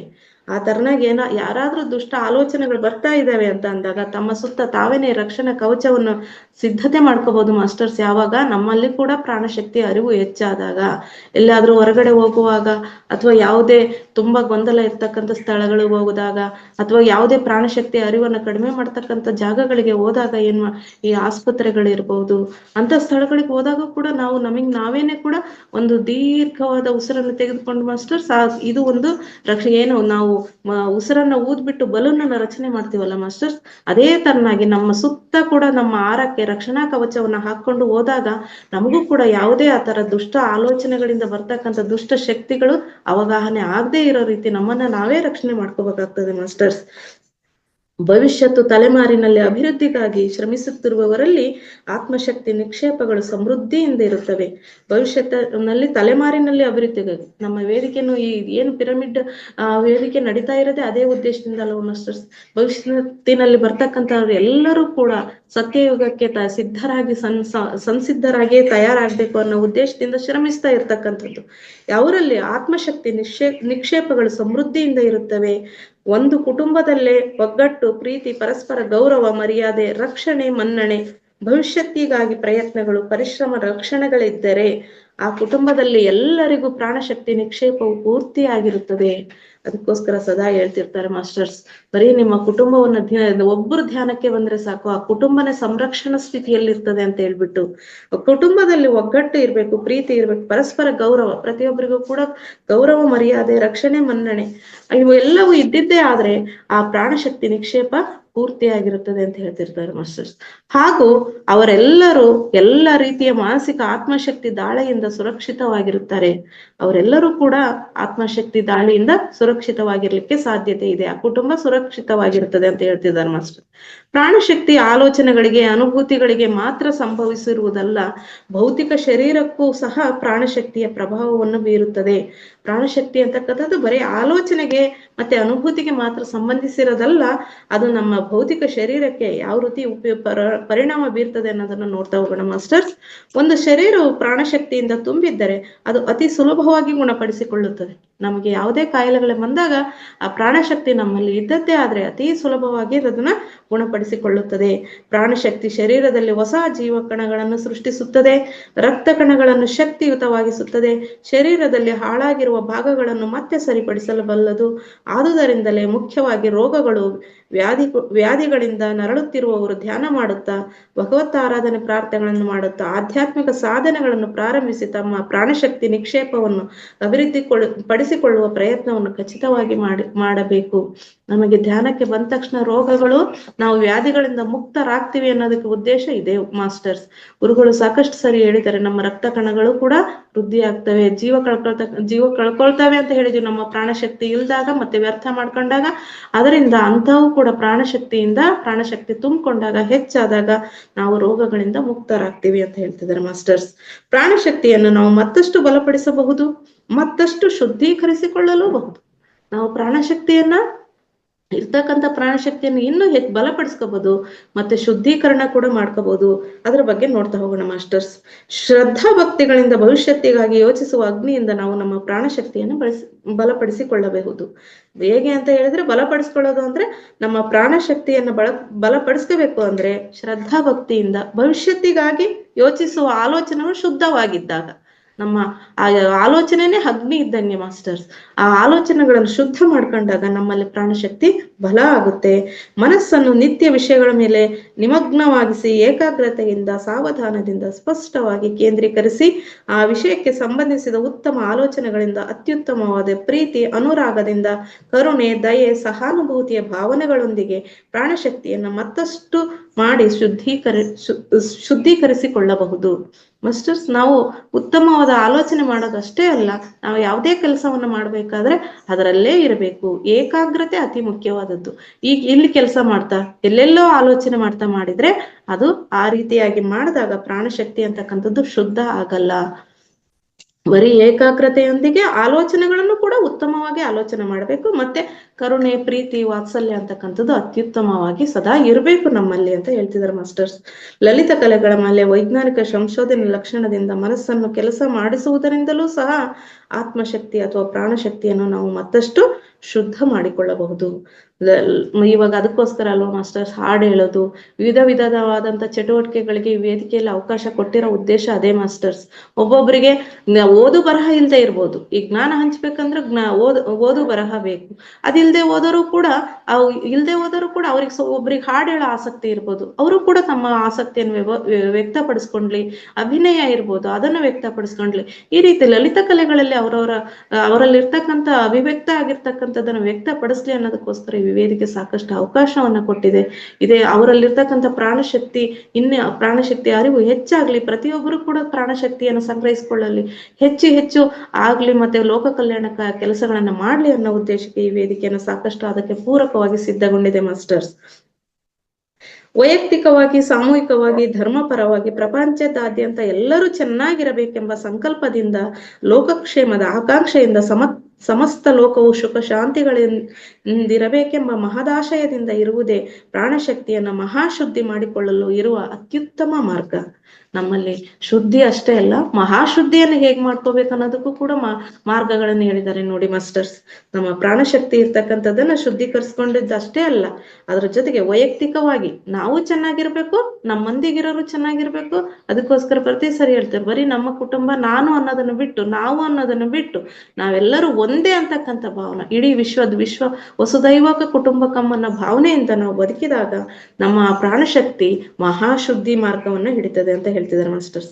ಪ್ರಾಣಶಕ್ತಿ ಅಂತಕ್ಕಂಥದ್ದು ಪ್ರವರ್ಧಮಾನವಾಗಿ ಪ್ರವರಿಸಲು ವೃದ್ಧಿಯಾಗಲು ವಿಸ್ತೃತ ಕಾಲ ಸ್ಥಳಾವರಣ ಶೂನ್ಯ ಪ್ರದೇಶ ಇರಲೇಬೇಕು. ನಮ್ಮ ಪ್ರಾಣಶಕ್ತಿ ಅಂತಕ್ಕಂಥದ್ದು ಅತ್ಯುತ್ತಮವಾಗಿ ವೃದ್ಧಿ ಆಗ್ಬೇಕು ಅಂದ್ರೆ, ಇನ್ನು ವಿಸ್ತೃತ ರೂಪ ಪಡಿಬೇಕು ಅಂತ ಅಂದ್ರೆ ಏನಾಗ್ಬೇಕ, ಕಾಲ ಸ್ಥಳಾವರಣ ಮತ್ತು ಶೂನ್ಯ ಪ್ರದೇಶ. ದಿನಾಲೂ ಕೂಡ ಒಂದೇ ಸಮಯದಲ್ಲಿ ನಾವು ಧ್ಯಾನ ಮಾಡ್ತಕ್ಕಂಥದ್ದು, ಒಂದೇ ಸ್ಥಳದಲ್ಲಿ ಧ್ಯಾನ ಮಾಡ್ತಕ್ಕಂಥದ್ದು, ಹಾಗೆ ನಾವು ಶೂನ್ಯ ಸ್ಥಿತಿಗೆ ಹೋಗ್ತಕ್ಕಂಥದ್ದು ಈ ಧ್ಯಾನದ ಮೂಲಕ. ಇದೆಲ್ಲದೂ ಕೂಡ ಪ್ರಾಣಶಕ್ತಿ ಅರಿವಿಗೋಸ್ಕರ ಅವಶ್ಯಕ, ಅತ್ಯವಶ್ಯಕ ಅಂತ ಹೇಳ್ತಿದ್ದಾರೆ ಮಾಸ್ಟರ್ಸ್. ಊಹಿಸಿಕೊಂಡ ಭಾವಚಿತ್ರವೇ ಸಂಕಲ್ಪ, ಆಸೆಯೇ ಅಂದ್ರೆ ಕಾಲ ಸ್ಥಳ ಆವರಣ ಅಂದ್ರೆ ಏನ್ ಮಾಡ್ತಿದಾರೆ ಅಂದ್ರೆ, ನಾವ್ ಏನೋ ಅನ್ಕೊಳ್ತಿದೀವಿ, ಅದು ಒಂದು ಭಾವಚಿತ್ರಣ ಮೂಡಿಸ್ಕೊತಿದೀವಿ, ಮತ್ತೆ ನಾವು ಅದು ಸಿದ್ಧಿ ಆಗ್ಬೇಕು ಅಂತ ಹೇಳಿ ಸಂಕಲ್ಪ ಮಾಡ್ತೀವಿ ಅನ್ನೋ ಆ ಸಂಕಲ್ಪ ಅಂತಕ್ಕಂಥದ್ದು ನಮ್ಮ ಆಶೆಯನ್ನ ಪೂರೈಸಿಕೊಳ್ತಕ್ಕಂಥದ್ದು. ಮತ್ತೆ ನಮ್ಗೆ ಅದು ಹಾಗೆ ಆಗ್ಬೇಕು ಅಂತಕ್ಕಂಥ ಆಸೆ, ಇವೇ ಕಾಲಸ್ಥಳ ಆವರಣ ಎಂಬ ಶೂನ್ಯ ಪ್ರದೇಶವನ್ನು ಪುನಃ ನಾವು ನಿರ್ಮಿಸಿಕೊಂಡಾಗ ನಮ್ಮ ಸಂಕಲ್ಪ ಶಕ್ತಿ ಅಂತಕ್ಕಂಥದ್ದು ಸಿದ್ಧಿಯನ್ನು ಪಡೆಯುತ್ತೆ. ನಿಶ್ಶಬ್ದನಾದ ತರಂಗಗಳು ಮಹಾ ವಿಸ್ಫೋಟನೆಯ ಧ್ವನಿ ಶಬ್ದಗಳ ಮಹಾ ಅಲೆಗಳ ಅಬ್ಬರಕ್ಕಿಂತ ಬಹಳಷ್ಟು ಶಕ್ತಿಯುತವಾಗಿ ಕೆಲಸ ಮಾಡುತ್ತವೆ. ಏನು ನಾವು ನಿಶ್ಶಬ್ದ ಈಗೇನು ಹೇಳಿದ್ವಲ್ಲ ಮಾಸ್ಟರ್, ಶೂನ್ಯ ಪ್ರದೇಶ ಅಂತ ಹೇಳ್ಬಿಟ್ಟು, ಅದು ಏನ್ ಮಾಡುತ್ತೆ ಅಂತ ಹೇಳಿದ್ರೆ, ಧ್ವನಿ ಶಬ್ದಗಳ ಮಹಾ ಅಲೆಗಳ ಅಬ್ಬರಕ್ಕಿಂತಲೂ ಈ ಶೂನ್ಯತ್ವ ಅಂತಕ್ಕಂಥದ್ದು ಅತಿ ಹೆಚ್ಚು ಅತ್ಯುತ್ತಮ ಶಕ್ತಿಯುತವಾಗಿ ಕೆಲಸ ಮಾಡ್ತದೆ. ಉದಾಹರಣೆಗೆ, ಅತಿ ಕಡಿಮೆ ಆವರ್ತನೆಯಿಂದ ಸ್ಪಂದಿಸುವ ವಿದ್ಯುತ್ ತರಂಗಗಳು ನಮ್ಮ ಮಾನವ ಶರೀರ ವ್ಯವಸ್ಥೆಗೆ ಮಹಾ ಕೇಡನ್ನು, ಹಾನಿಯನ್ನು ಉಂಟು ಮಾಡಬಲ್ಲದು. ಆದರೆ ಪ್ರಾಣಶಕ್ತಿಯಿಂದ ತಮ್ಮ ಶರೀರವನ್ನು ಭರ್ತಿ ಮಾಡಿಕೊಂಡಿದ್ದರೆ ಆ ಸೂಕ್ಷ್ಮ ಆವರ್ತನೆಯ ವಿದ್ಯುತ್ ತರಂಗಗಳ ಪರಿಣಾಮವು ಶರೀರದ ಮೇಲೆ ಸ್ವಲ್ಪವೂ ಬೀಳುವುದಿಲ್ಲ. ನಾವೇನಾದ್ರೂ ಕರೆಂಟ್ ಅನ್ನು ಮುಟ್ಟಿದ್ರೆ ಅದರದ್ದು ಶಾಕ್ ಹೊಡಿತದೆ ಮಾಸ್ಟರ್ಸ್, ಅದರಿಂದ ನಮಗೆ ಅನುಭವಕ್ಕೆ ಬರುತ್ತೆ, ಅಂತ ತಕ್ಷಣ ಕೈ ಎತ್ತೀವಿ. ಆದರೆ ಪ್ರಾಣಶಕ್ತಿಯಿಂದ ಬರ್ತಕ್ಕಂಥ ವಿದ್ಯುತ್ ತರಂಗಗಳು ಅದು ನಮ್ಮ ದೇಹವನ್ನು, ಶರೀರವನ್ನು ಶಕ್ತಿಯುತವಾಗಿ ಮಾಡ್ತದೆ ಅಂತ ಹೇಳ್ತಿದ್ದಾರೆ ಮಾಸ್ಟರ್ಸ್. ಮಹಾತ್ಮರು ಪ್ರಾಣಶಕ್ತಿ ಪ್ರಾಣಾಜ್ಞೆಯ ಪ್ರವರ್ತಮಾನವಾಗಿಸುವ ಸುಂಟರ ಗಾಳಿಯಂತೆ ಇರ್ತಾರೆ. ಮಹಾತ್ಮರು ಅಂತಕ್ಕಂಥವ್ರು ಅತಿಯಾದ ಪ್ರಾಣಶಕ್ತಿಯನ್ನ ಗಳಿಸ್ಕೊಂಡ್ಬಿಟ್ಟು ಪ್ರಾಣಾಗ್ನಿಯ ಪ್ರವರ್ಧಮಾನರಾಗಿ ಸುತ್ತುವ ಸುಂಟರ ಗಾಳಿಯಂತೆ ಇರುತ್ತಾರೆ. ನಾವು ಈಗ ಬೇಸಿಗೆ ಬಂತಲ್ಲ ಮಾಸ್ಟರ್, ಸುಂಟರ ಗಾಳಿನ ನೋಡಿರ್ತೀವಿ ಮಾಸ್ಟರ್ಸ್. ಆ ಪ್ರಾಣಶಕ್ತಿ ಅಂತಕ್ಕಂಥದ್ದು ಆ ರೀತಿಯಾಗಿ ಆದ್ದರಿಂದಲೇ ಅವರು ಕಾಲ ಸ್ಥಳಗಳಿಗೆ ಅತೀತವಾದ ಪ್ರಜ್ಞೆಯನ್ನು ವಿಶೇಷವಾಗಿ ಬೋಧಿಸುತ್ತಿರ್ತಾರೆ. ಆ ಹೆಚ್ಚಿನ ಪ್ರಾಣಶಕ್ತಿ ಇರ್ತಕ್ಕಂಥವರೇ ಆಯಾ ಕಾಲ ಮತ್ತು ಸ್ಥಳಗಳಿಗೆ ಅನುಗುಣವಾಗಿ ಅತೀತವಾದ ಪ್ರಜ್ಞೆಯಿಂದ ಏನ್ ಮಾಡ್ತಾರೆ, ವಿಶೇಷವಾಗಿ ಬೋಧನೆಯನ್ನು ಮಾಡ್ತಾರೆ. ಅವರಿಗೆ ಕಾಲಾತೀತ ಜ್ಞಾನವಿರುತ್ತದೆ.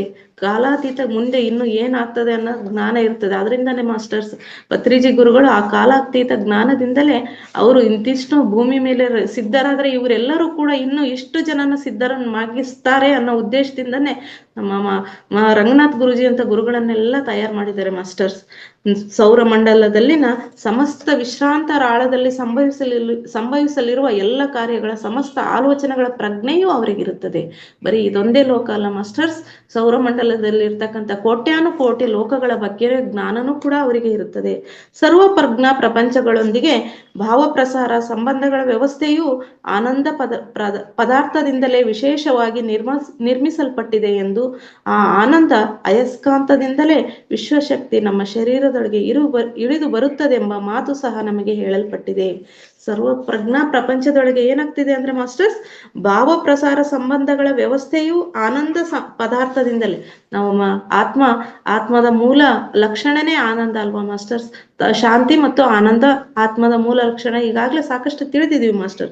ಆ ಆನಂದ ಅಂತಕ್ಕಂಥದ್ದು ನಮ್ಮ ಶರೀರದೊಳಗೆ ಹೇಗೆ ಬರ್ತದೆ ಅಂದ್ರೆ ಈ ವಿಶ್ವಶಕ್ತಿಯಿಂದನೇ ಬರ್ತದೆ.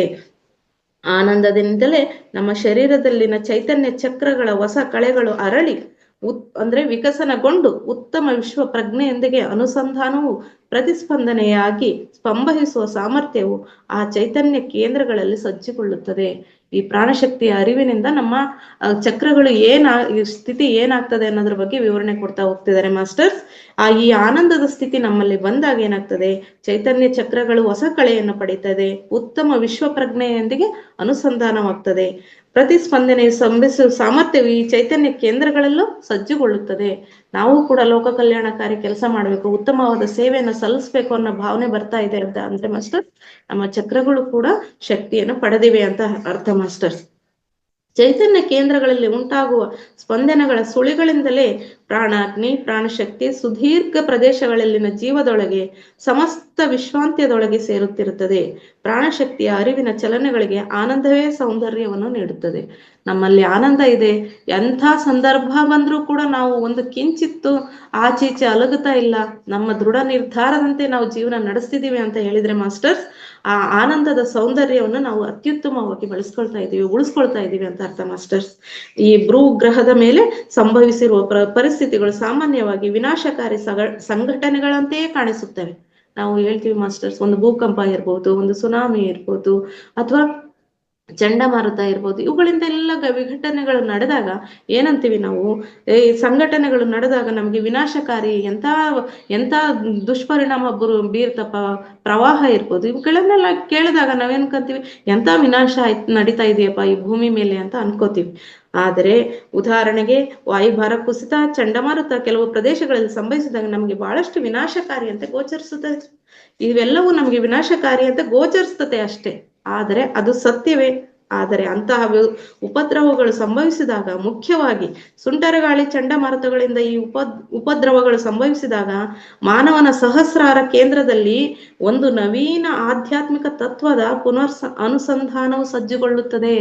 ಈ ಸುಂಟರ ಗಾಳಿ ಅನ್ನೋದು ಬಂದಾಗ ಕೆಲವೊಬ್ರು ಹೇಳ್ತಿರ್ತಾರೆ ನೋಡ್ರಿ ಮಾಸ್ಟರ್, ಹಳ್ಳಿ ಒಳಗೆ ಮಕ್ಕಳು ಆ ಸುಂಟರ ಗಾಳಿಯಲ್ಲಿ ಸಿಕ್ಕಾಕೊಂಡ್ರೆ ಎಚ್ಚರ ತಪ್ಪಿ, ಅಂದ್ರೆ ಅವರು ಆ ಸುಂಟರ ಗಾಳಿಯಿಂದ ನಮ್ಮ ಸಹಸ್ರಾರ ಚಕ್ರ ಆಕ್ಟಿವೇಶನ್ ಆಗ್ತದಂತೆ ಮಾಸ್ಟರ್. ಅದನ್ನ ತಡ್ಕೊಳಕ್ ಆಗ್ದಾಗ ಏನಾಗ್ತದೆ, ಆ ಸುಂಟರ ಗಾಳಿ ಬಂದ ನನ್ಗೇನೋ ಆಯ್ತು ಅಂತ ಒತ್ಕೊಂಡ್ ಬೀಳೋದು ಅಥವಾ ಎಚ್ಚರ ತಪ್ಪೋದು, ಆ ತರನಾಗ ಆದಾಗ ಅದು ಬಂತು ದೂರ ಹೋಗಿ ಅಂತ ಹೇಳ್ತಾರೆ ಮಾಸ್ಟರ್ಸ್.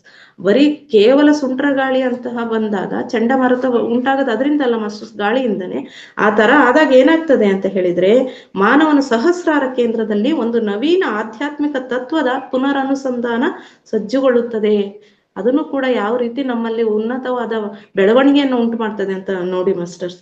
ವಾಯುಭಾರ ಕುಸಿತವು, ಚಂಡಮಾರುತಗಳು ಮಾನವರ ಆತ್ಮಭರಣಿಗಳನ್ನ, ಅಂದ್ರೆ ಆತ್ಮಭರಣಿ ಅಂತ ಹೇಳಿದ್ರೆ ಹೃದಯ ಕಮಲಗಳನ್ನ ಸಹ ತೆರೆಯುತ್ತದೆ. ವಾಯುಭಾರ ಕುಸಿತ ಅಥವಾ ಚಂಡಮಾರುತ ಉಂಟಾದಾಗ ಏನಾಗ್ತದೆ ಅಂದ್ರೆ ನಮ್ಮ ಹೃದಯ ಕಮಲ ಅರಳ್ತದಂತೆ ಮಾಸ್ಟರ್ಸ್. ಆದುದರಿಂದಲೇ ಮಾನವ ಚೈತನ್ಯದೊಳಗೆ ಎಷ್ಟೇ ಬಹುಮಾನಗಳು ಅನುಗ್ರಹಿಸಲ್ಪಡುತ್ತಿರುತ್ತವೆ. ನಮ್ಮ ನೋಡ್ರಿ ಮಾಸ್ಟರ್ಸ್, ನಾವು ನೋಡಿದ್ರೆ ಯಾವ ರೀತಿಯಾಗಿ ನಮ್ಮ ಆಲೋಚನೆಗಳಿರ್ತವೆ, ಅದರಿಂದ ನಮ್ಮಲ್ಲಿ ಉಂಟಾಗ್ತಕ್ಕಂಥ ಬದಲಾವಣೆ ಗ್ರಹಿಸ್ಕೊಂಡಾಗ ಅದು ಒಂದು ಉಡುಗೊರೆ ಅಂತ ಮತ್ತೇನು ಮಾಸ್ಟರ್ಸ್, ಎಷ್ಟು ಅದ್ಭುತ ಇದೆ ನೋಡಿ. ವಾಯುಭಾರ ಕುಸಿತದಿಂದ, ಚಂಡಮಾರುತದಿಂದ ಬಹಳಷ್ಟು ವಿನಾಶವು ಸಂಭವಿಸಿದ್ದರೂ ಬದುಕುಳಿದವರಿಗೆ ಮಾತ್ರ ಒಂದು ನೂತನ ಅವಕಾಶವನ್ನು ಖಚಿತವಾಗಿಯೂ ನೀಡುತ್ತದೆ. ಅದರಿಂದ ಏನಾದ್ರೂ ಅದರಲ್ಲಿ ಸಿಲುಕಿಕೊಂಡು ಸಾಕಷ್ಟು ಜನ ಜೀವಹಾನಿ ಮಾಡ್ಕೋಬಹುದು, ಆಗಿರಬಹುದು, ಆದ್ರೆ ಬದುಕಿ ಉಳಿದಿರ್ತಾರಲ್ಲ ಮಾಸ್ಟರ್ಸ್, ಅವರಿಗೆ ಖಚಿತವಾಗಿಯೂ ಒಂದು ನೂತನ ಅವಕಾಶ, ಅವರು ಅದರಿಂದ ಒಂದು ಉತ್ತಮ ಅವಕಾಶವನ್ನು ಜೀವನ ಶೈಲಿನೇ ಬದಲಾಗುತ್ತೆ, ಅವರು ಬದುಕ್ತಕ್ಕಂಥ ರೀತಿನೇ ಬದಲಾಗುತ್ತೆ. ಚಂಡಮಾರುತದಲ್ಲಿ ಚಿಕ್ಕಿ ತಪ್ಪಿಸಿಕೊಂಡ ಬದುಕುಳಿದ ಮನುಷ್ಯರು ತಮ್ಮ ಚೈತನ್ಯದಲ್ಲಿ ಉಂಟಾಗಿರುವ ಒಂದು ಮಹತ್ತರವಾದ ಬದಲಾವಣೆಯನ್ನು ಖಚಿತವಾಗಿಯೂ ಗಮನಿಸುತ್ತಾರೆ. ಅಂತವರನ್ನ ನೋಡಿದಾಗ, ಅಂತವ್ರನ್ನ ಸಮೀಕ್ಷೆಗೆ ಒಳಪಡಿಸಿದಾಗ ಮಾಸ್ಟರ್ಸ್, ಅವರಲ್ಲಿ ಈ ತರನಾದ ಬದಲಾವಣೆಗಳು ಆಗಿರೋದನ್ನ ನೋಡ್ಬಿಟ್ಟೆ ಹೇಳಿದ್ದಾರೆ ಮಾಸ್ಟರ್ಸ್.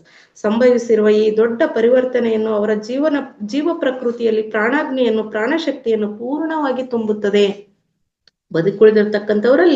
ಅವರಲ್ಲಿ ಜೀವ ಪ್ರಕೃತಿಯಲ್ಲಿ ಪ್ರಾಣಾಗ್ನಿ ಮತ್ತು ಪ್ರಾಣಶಕ್ತಿಯನ್ನ ಪೂರ್ಣವಾಗಿ ತುಂಬಿರ್ತದಂತೆ ಮಾಸ್ಟರ್ಸ್. ಮಾನವನು ಬಾಹ್ಯ ಪ್ರಪಂಚದಲ್ಲಿ ಉಂಟಾಗುವ ಬದಲಾವಣೆಗಳನ್ನು, ಫಲಿತಾಂಶಗಳನ್ನು ಸುಲಭವಾಗಿಯೇ ಗಮನಿಸಬಲ್ಲನು. ನಮಗೆ ಕಂಡಿದ್ದಕ್ಕೆ ತಕ್ಷಣ ರಿಯಾಕ್ಟ್ ಮಾಡೋದ್ರಲ್ಲಿ ನಾವು ಎತ್ತಿದ ಕೈ ಮಾಸ್ಟರ್ಸ್.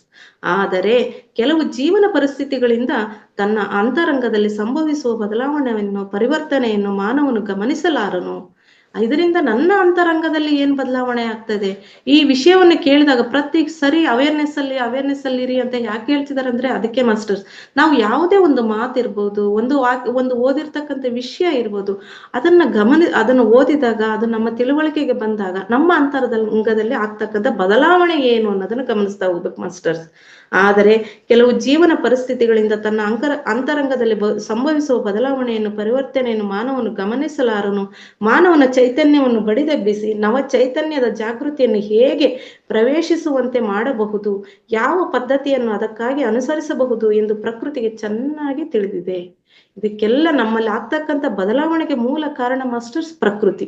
ನಾವೆಲ್ಲದಕ್ಕಿಂತ ಮುಖ್ಯವಾಗಿ ಪ್ರಕೃತಿಯನ್ನು ಆರಾಧನೆ ಮಾಡ್ರಿ, ದಿನಕ್ಕೊಂದು ಗಿಡ ನೆಡ್ರಿ, ಅಟ್ಲೀಸ್ಟ್ ದಿನಕ್ಕೊಂದು ಗಿಡಕ್ಕಾದ್ರೂ ನೀರ್ ಹಾಕ್ರಿ ಅಂತ ಯಾಕೆ ಗುರುಗಳು ಅದನ್ನು ಒಂದು ಯೋಜನೆ ತರ ತರ್ತಿದ್ದಾರೆ ಅಂತ ಅಂದ್ರೆ ಮಾಸ್ಟರ್ಸ್, ಆ ಪ್ರಕೃತಿ ನಮ್ಮಲ್ಲಿ ಏನಾದ್ರೂ ಬದಲಾವಣೆ ಆಗ್ಬೇಕು ಅಂದ್ರೆ ಮಾಸ್ಟರ್ಸ್ ಆ ಪ್ರಕೃತಿಯಿಂದಲೇ ಆಗ್ಬೇಕು. ಅದಕ್ಕೋಸ್ಕರ ಪ್ರಕೃತಿಯನ್ನ ಆರಾಧಿಸಿ ಅಂತ ಹೇಳ್ತಿದ್ದಾರೆ ಮಾಸ್ಟರ್ಸ್. ಒಂದು ಬಹಳ ಕಠಿಣ ಪರಿಶ್ರಮದ ನಂತರವಾಗಲಿ ಅಥವಾ ಯಾವುದಾದ್ರೂ ಸಂಕ್ಷೋಭೆಯಲ್ಲಿ ಬಳಲಿದ ನಂತರವಾಗಲಿ ಒಬ್ಬ ಮನುಷ್ಯನು ಸ್ವಲ್ಪ ವಿಶ್ರಾಂತಿಯನ್ನು ಪಡೆಯಲು ಸೂಕ್ತವಾದ ಸ್ಥಳವನ್ನು ಹುಡುಕಿಕೊಳ್ಳುತ್ತಾನೆ. ನಮ್ಮಲ್ಲಿ ಏನಾದ್ರೂ ಅತಿಯಾದ ಕಷ್ಟ ಬಂತು ಅಂತನೋ ಅಥವಾ ದುಃಖ ಬಂತು ಅಂತ ನನ್ನನ್ನು ಒಂಟಿಯಾಗಿ ಇರಕ್ ಬಿಡಿ ಅಂತ ಹೇಳಿ ಬರ್ತದ ನೋಡ್ರಿ ಮಾಸ್ಟರ್ಸ್ ನಮ್ಮಲ್ಲಿ ಒಂದು ಆಲೋಚನೆ.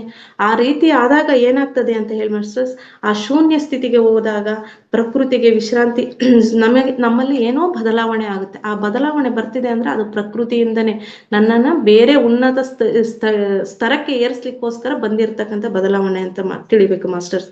ಪ್ರಕೃತಿಗೆ ವಿಶ್ರಾಂತಿಯೇ ಇಲ್ಲವೆಂಬ ವಿಷಯವನ್ನು ನೀವು ಗ್ರಹಿಸಬೇಕು. ನೋಡಿ ಮಾಸ್ಟರ್ಸ್, ನಾವು ರೆಸ್ಟ್ ಅಂತ ಮಾಡ್ತೀವಿ, ಪಾಪ ಪ್ರಕೃತಿಗೆ ವಿಶ್ರಾಂತಿಯೇ ಇಲ್ಲ. ಪ್ರಕೃತಿ ಸದಾ ನಿರ್ವಿರಾಮವಾಗಿ ಕೆಲಸ ಮಾಡುತ್ತಿರುತ್ತದೆ. ಪ್ರಕೃತಿ ಅಂತಕ್ಕಂಥದ್ದು ಸದಾ ವಿರಾಮ ಇಲ್ದನೆ ಕೆಲಸ ಮಾಡ್ತಾ ಇದೆ. ಮಾನವ ಚೈತನ್ಯದಲ್ಲಿ ವಿಶ್ರಾಂತಿ ಪಡೆಯಬೇಕೆಂಬ ಭಾವನೆಯು ಹೇಗೆ ಸೇರಿರಬಹುದು? ನೋಡಿ, ನಮಗಾದ್ರೆ ವಿಶ್ರಾಂತಿ ಬೇಕು ಅಂತಕ್ಕಂಥ ಭಾವನೆ ಹೇಗಿರ್ಬೇಕು ನಿಮಗೆ ಅಂತಾನೆ ಪ್ರಶ್ನೆ ಮಾಡ್ತಿದ್ದಾರೆ ಮಾಸ್ಟರ್ಸ್. ಶಾಶ್ವತ ವಿಶ್ರಾಂತಿ ಆಶ್ರಮ ವಿಶ್ರಾಂತಿ ಲಭಿಸುವ ಸ್ಥಳ ಪ್ರಾಣಶಕ್ತಿ ನಿಕ್ಷೇಪವಾಗಿರುವ ಮಂದಿರದಲ್ಲಿ ಮಾತ್ರವೇನ? ಅಲ್ಲೋಲ ಕೊಲ್ಲೋಲವಾಗಿರುವ ಜೀವನದ ಪರಿಸ್ಥಿತಿಗಳಲ್ಲಿಯೂ ಸಹ ವಿಶ್ರಾಂತಿ ದೊರೆಯುವ ಏಕೈಕ ಸ್ಥಳ ಪ್ರಾಣಶಕ್ತಿ ನಿಕ್ಷೇಪವಾಗಿರುವ ಆಧ್ಯಾತ್ಮಿಕ ಕೇಂದ್ರಗಳಲ್ಲಿ ಮಾತ್ರ. ನಾವು ವಿಶ್ರಾಂತಿ ದೊರೆತಕ್ಕಂಥ ಸ್ಥಳ ಬರೀ ದೇವಸ್ಥಾನ ಮಂದಿರಗಳು ಅಲ್ಲ. ನಮ್ಮ ಅಲ್ಲೋಲ ಕಲ್ಲೋಲವಾಗಿರ್ತಕ್ಕಂಥ ಜೀವನಕ್ಕೆ, ನಮ್ಮ ಪರಿಸ್ಥಿತಿಗೆ ವಿಶ್ರಾಂತಿ ದೊರಕಿಸಿ ಕೊಡ್ತಕ್ಕಂಥ ಏಕೈಕ ಸ್ಥಳ ಅಂದ್ರೆ ಪ್ರಾಣಶಕ್ತಿ ನಿಕ್ಷೇಪವಾಗಿರ್ತಕ್ಕಂಥ ಈ ಆಧ್ಯಾತ್ಮಿಕ ಕೇಂದ್ರ ಅಂತ ಹೇಳ್ತಿದ್ರ ಮಾಸ್ಟರ್ಸ್. ಅದು ನಾವು ಎಲ್ಲರೂ ಕೂಡ ಆ ಕೇಂದ್ರದಲ್ಲಿ ಇದೀವಲ್ಲ ಮಾಸ್ಟರ್ಸ್, ನಾವೆಲ್ಲರೂ ನಾವು ಸಂತೋಷ ಪಡ್ಬೇಕು, ಆನಂದ ಪಡ್ಬೇಕು, ಹೆಮ್ಮೆ ಪಡ್ಬೇಕು ಮಾಸ್ಟರ್ಸ್. ಇಂಥ ಸ್ಥಳದಕ್ಕೆ ನಾವು ಪಾದಾರ್ಪಣೆ ಮಾಡಿದೀವಲ್ಲ ಅಂತ ಹೇಳ್ಬಿಟ್ಟು. ಆ ಮಂದಿರಗಳಲ್ಲಿ ಕೇವಲ ನಿಮ್ಮ ಶರೀರಕ್ಕೆ ಮಾತ್ರವಲ್ಲದೆ ನಿಮ್ಮ ಹೃದಯ, ಮೆದುಳು, ನಾಡಿಮಂಡಲ, ನಿಮ್ಮ ಮನಸ್ಸಿಗೂ ಸಹ ವಿಶ್ರಾಂತಿ ಲಭಿಸುತ್ತದೆ. ಈ ಆಧ್ಯಾತ್ಮಿಕ ಕೇಂದ್ರಗಳಲ್ಲಿ ಏನ್ ಸಿಗ್ತದೆ ಅಂದ್ರೆ ಮಾಸ್ಟರ್ಸ್, ಹೃದಯ ಅರಳಲಿಕ್ಕೆ ಅವಕಾಶ ಇದೆ, ಮೆದುಳು ಪ್ರಶಾಂತತೆಯನ್ನು ಪಡಿಲಿಕ್ಕೆ, ನಾಡಿಮಂಡಲ ಶುದ್ಧಿ ಮಾಡ್ಕೊಳ್ಳಿಕ್ಕೆ, ಹಾಗೂ ನಮ್ಮ ಮನಸ್ಸು ಶೂನ್ಯ ಸ್ಥಿತಿಗೆ ಹೋಗ್ಲಿಕ್ಕೆ, ವಿಶ್ರಾಂತಿ ಪಡಲಿಕ್ಕೆ ನಮ್ಗೆ ಆ ಆಧ್ಯಾತ್ಮಿಕ ಕೇಂದ್ರ ಅಂತಕ್ಕಂಥದ್ದು ನಮ್ಗೆ ಅವಕಾಶ ಒದಗಿಸ್ಕೊಡ್ತದೆ ಅಂತ ಹೇಳ್ತಿದ್ದಾರೆ ಮಾಸ್ಟರ್ಸ್. ನಿಜವಾದ ವಿಶ್ರಾಂತಿಯು ಕೇವಲ ತಾಯಿಯ ಮಡಿಲಲ್ಲಿ ಮಾತ್ರವೇ ಲಭಿಸುತ್ತದೆಂದು ಪ್ರಾಚೀನರು ಹೇಳುತ್ತಿದ್ದರು. ಒಬ್ಬ ಮೂರ್ತಿ ಮಾತ್ರವೇ ಪ್ರಾಣಶಕ್ತಿ ಕೇಂದ್ರಕ್ಕೆ ಪ್ರತೀಕವಾಗಿರುತ್ತಾಳೆ ಅಂತ ಹೇಳ್ಬಿಟ್ಟು, ಪ್ರಾಣಶಕ್ತಿಯನ್ನು ಒಂದು ಪ್ರಾಂತ್ಯದಿಂದ ಮತ್ತೊಂದು ಪ್ರಾಂತ್ಯಕ್ಕೆ ಪ್ರಸಾರ ಮಾಡಲು ಶಿಲೆಗಳನ್ನು ಉಪಯೋಗಿಸುತ್ತಿದ್ದರು. ಅದಕ್ಕೋಸ್ಕರ ಮಾಸ್ಟರ್ಸ್ ಮೊದಲಿನ ದೇವಾಲಯಗಳೆಲ್ಲ ಶಿಲೆಗಳ ದೇವಸ್ಥಾನಗಳಾಗಿರ್ತಿದ್ವು, ಕಲ್ಲುಗಳಿಂದಾನೇ ಮಾತ್ರ ಕಟ್ತಾ ಇದ್ರು. ಈ ಗೀಜಾ ಪಿರಮಿಡ್ ಅಂತ ಹೇಳ್ತಿದಾರಲ್ಲ ಮಾಸ್ಟರ್ಸ್, ದೊಡ್ಡ ದೊಡ್ಡ ಸೈಜಿನ ಕಲ್ಲುಗಳಂತೆ ಮಾಸ್ಟರ್ಸ್. ಅಂತ ಕಲ್ಲುಗಳಿಂದ ನಿರ್ಮಾಣ ಆಗಿರ್ತಕ್ಕಂಥ, ಯಾಕಂದ್ರೆ ನಾವು ಶಿಲಾಯುಗ ಅಂತ ಹೇಳಿದ್ವಿ ಮಾಸ್ಟರ್ಸ್, ಮೊದ್ಲು ಇದ್ದಿದ್ದು ಅದೇ ಯುಗನೇ. ಆದ್ರೆ ನಾವು ಇತ್ತೀಚೆಗೆ ಬರ್ತಾ ಬರ್ತಾ ಬರ್ತಾ ಎಲ್ಲ ಲೋಹ ಯುಗಕ್ಕೆ ಬಂದಿದ್ದು, ಅದು ತುಂಬಾ ಲೈಟ್ ವೆಯ್ಟ್ ಇದಕ್ಕೆ ಬಂದ್ಬಿಟ್ಟಿದೀವಿ.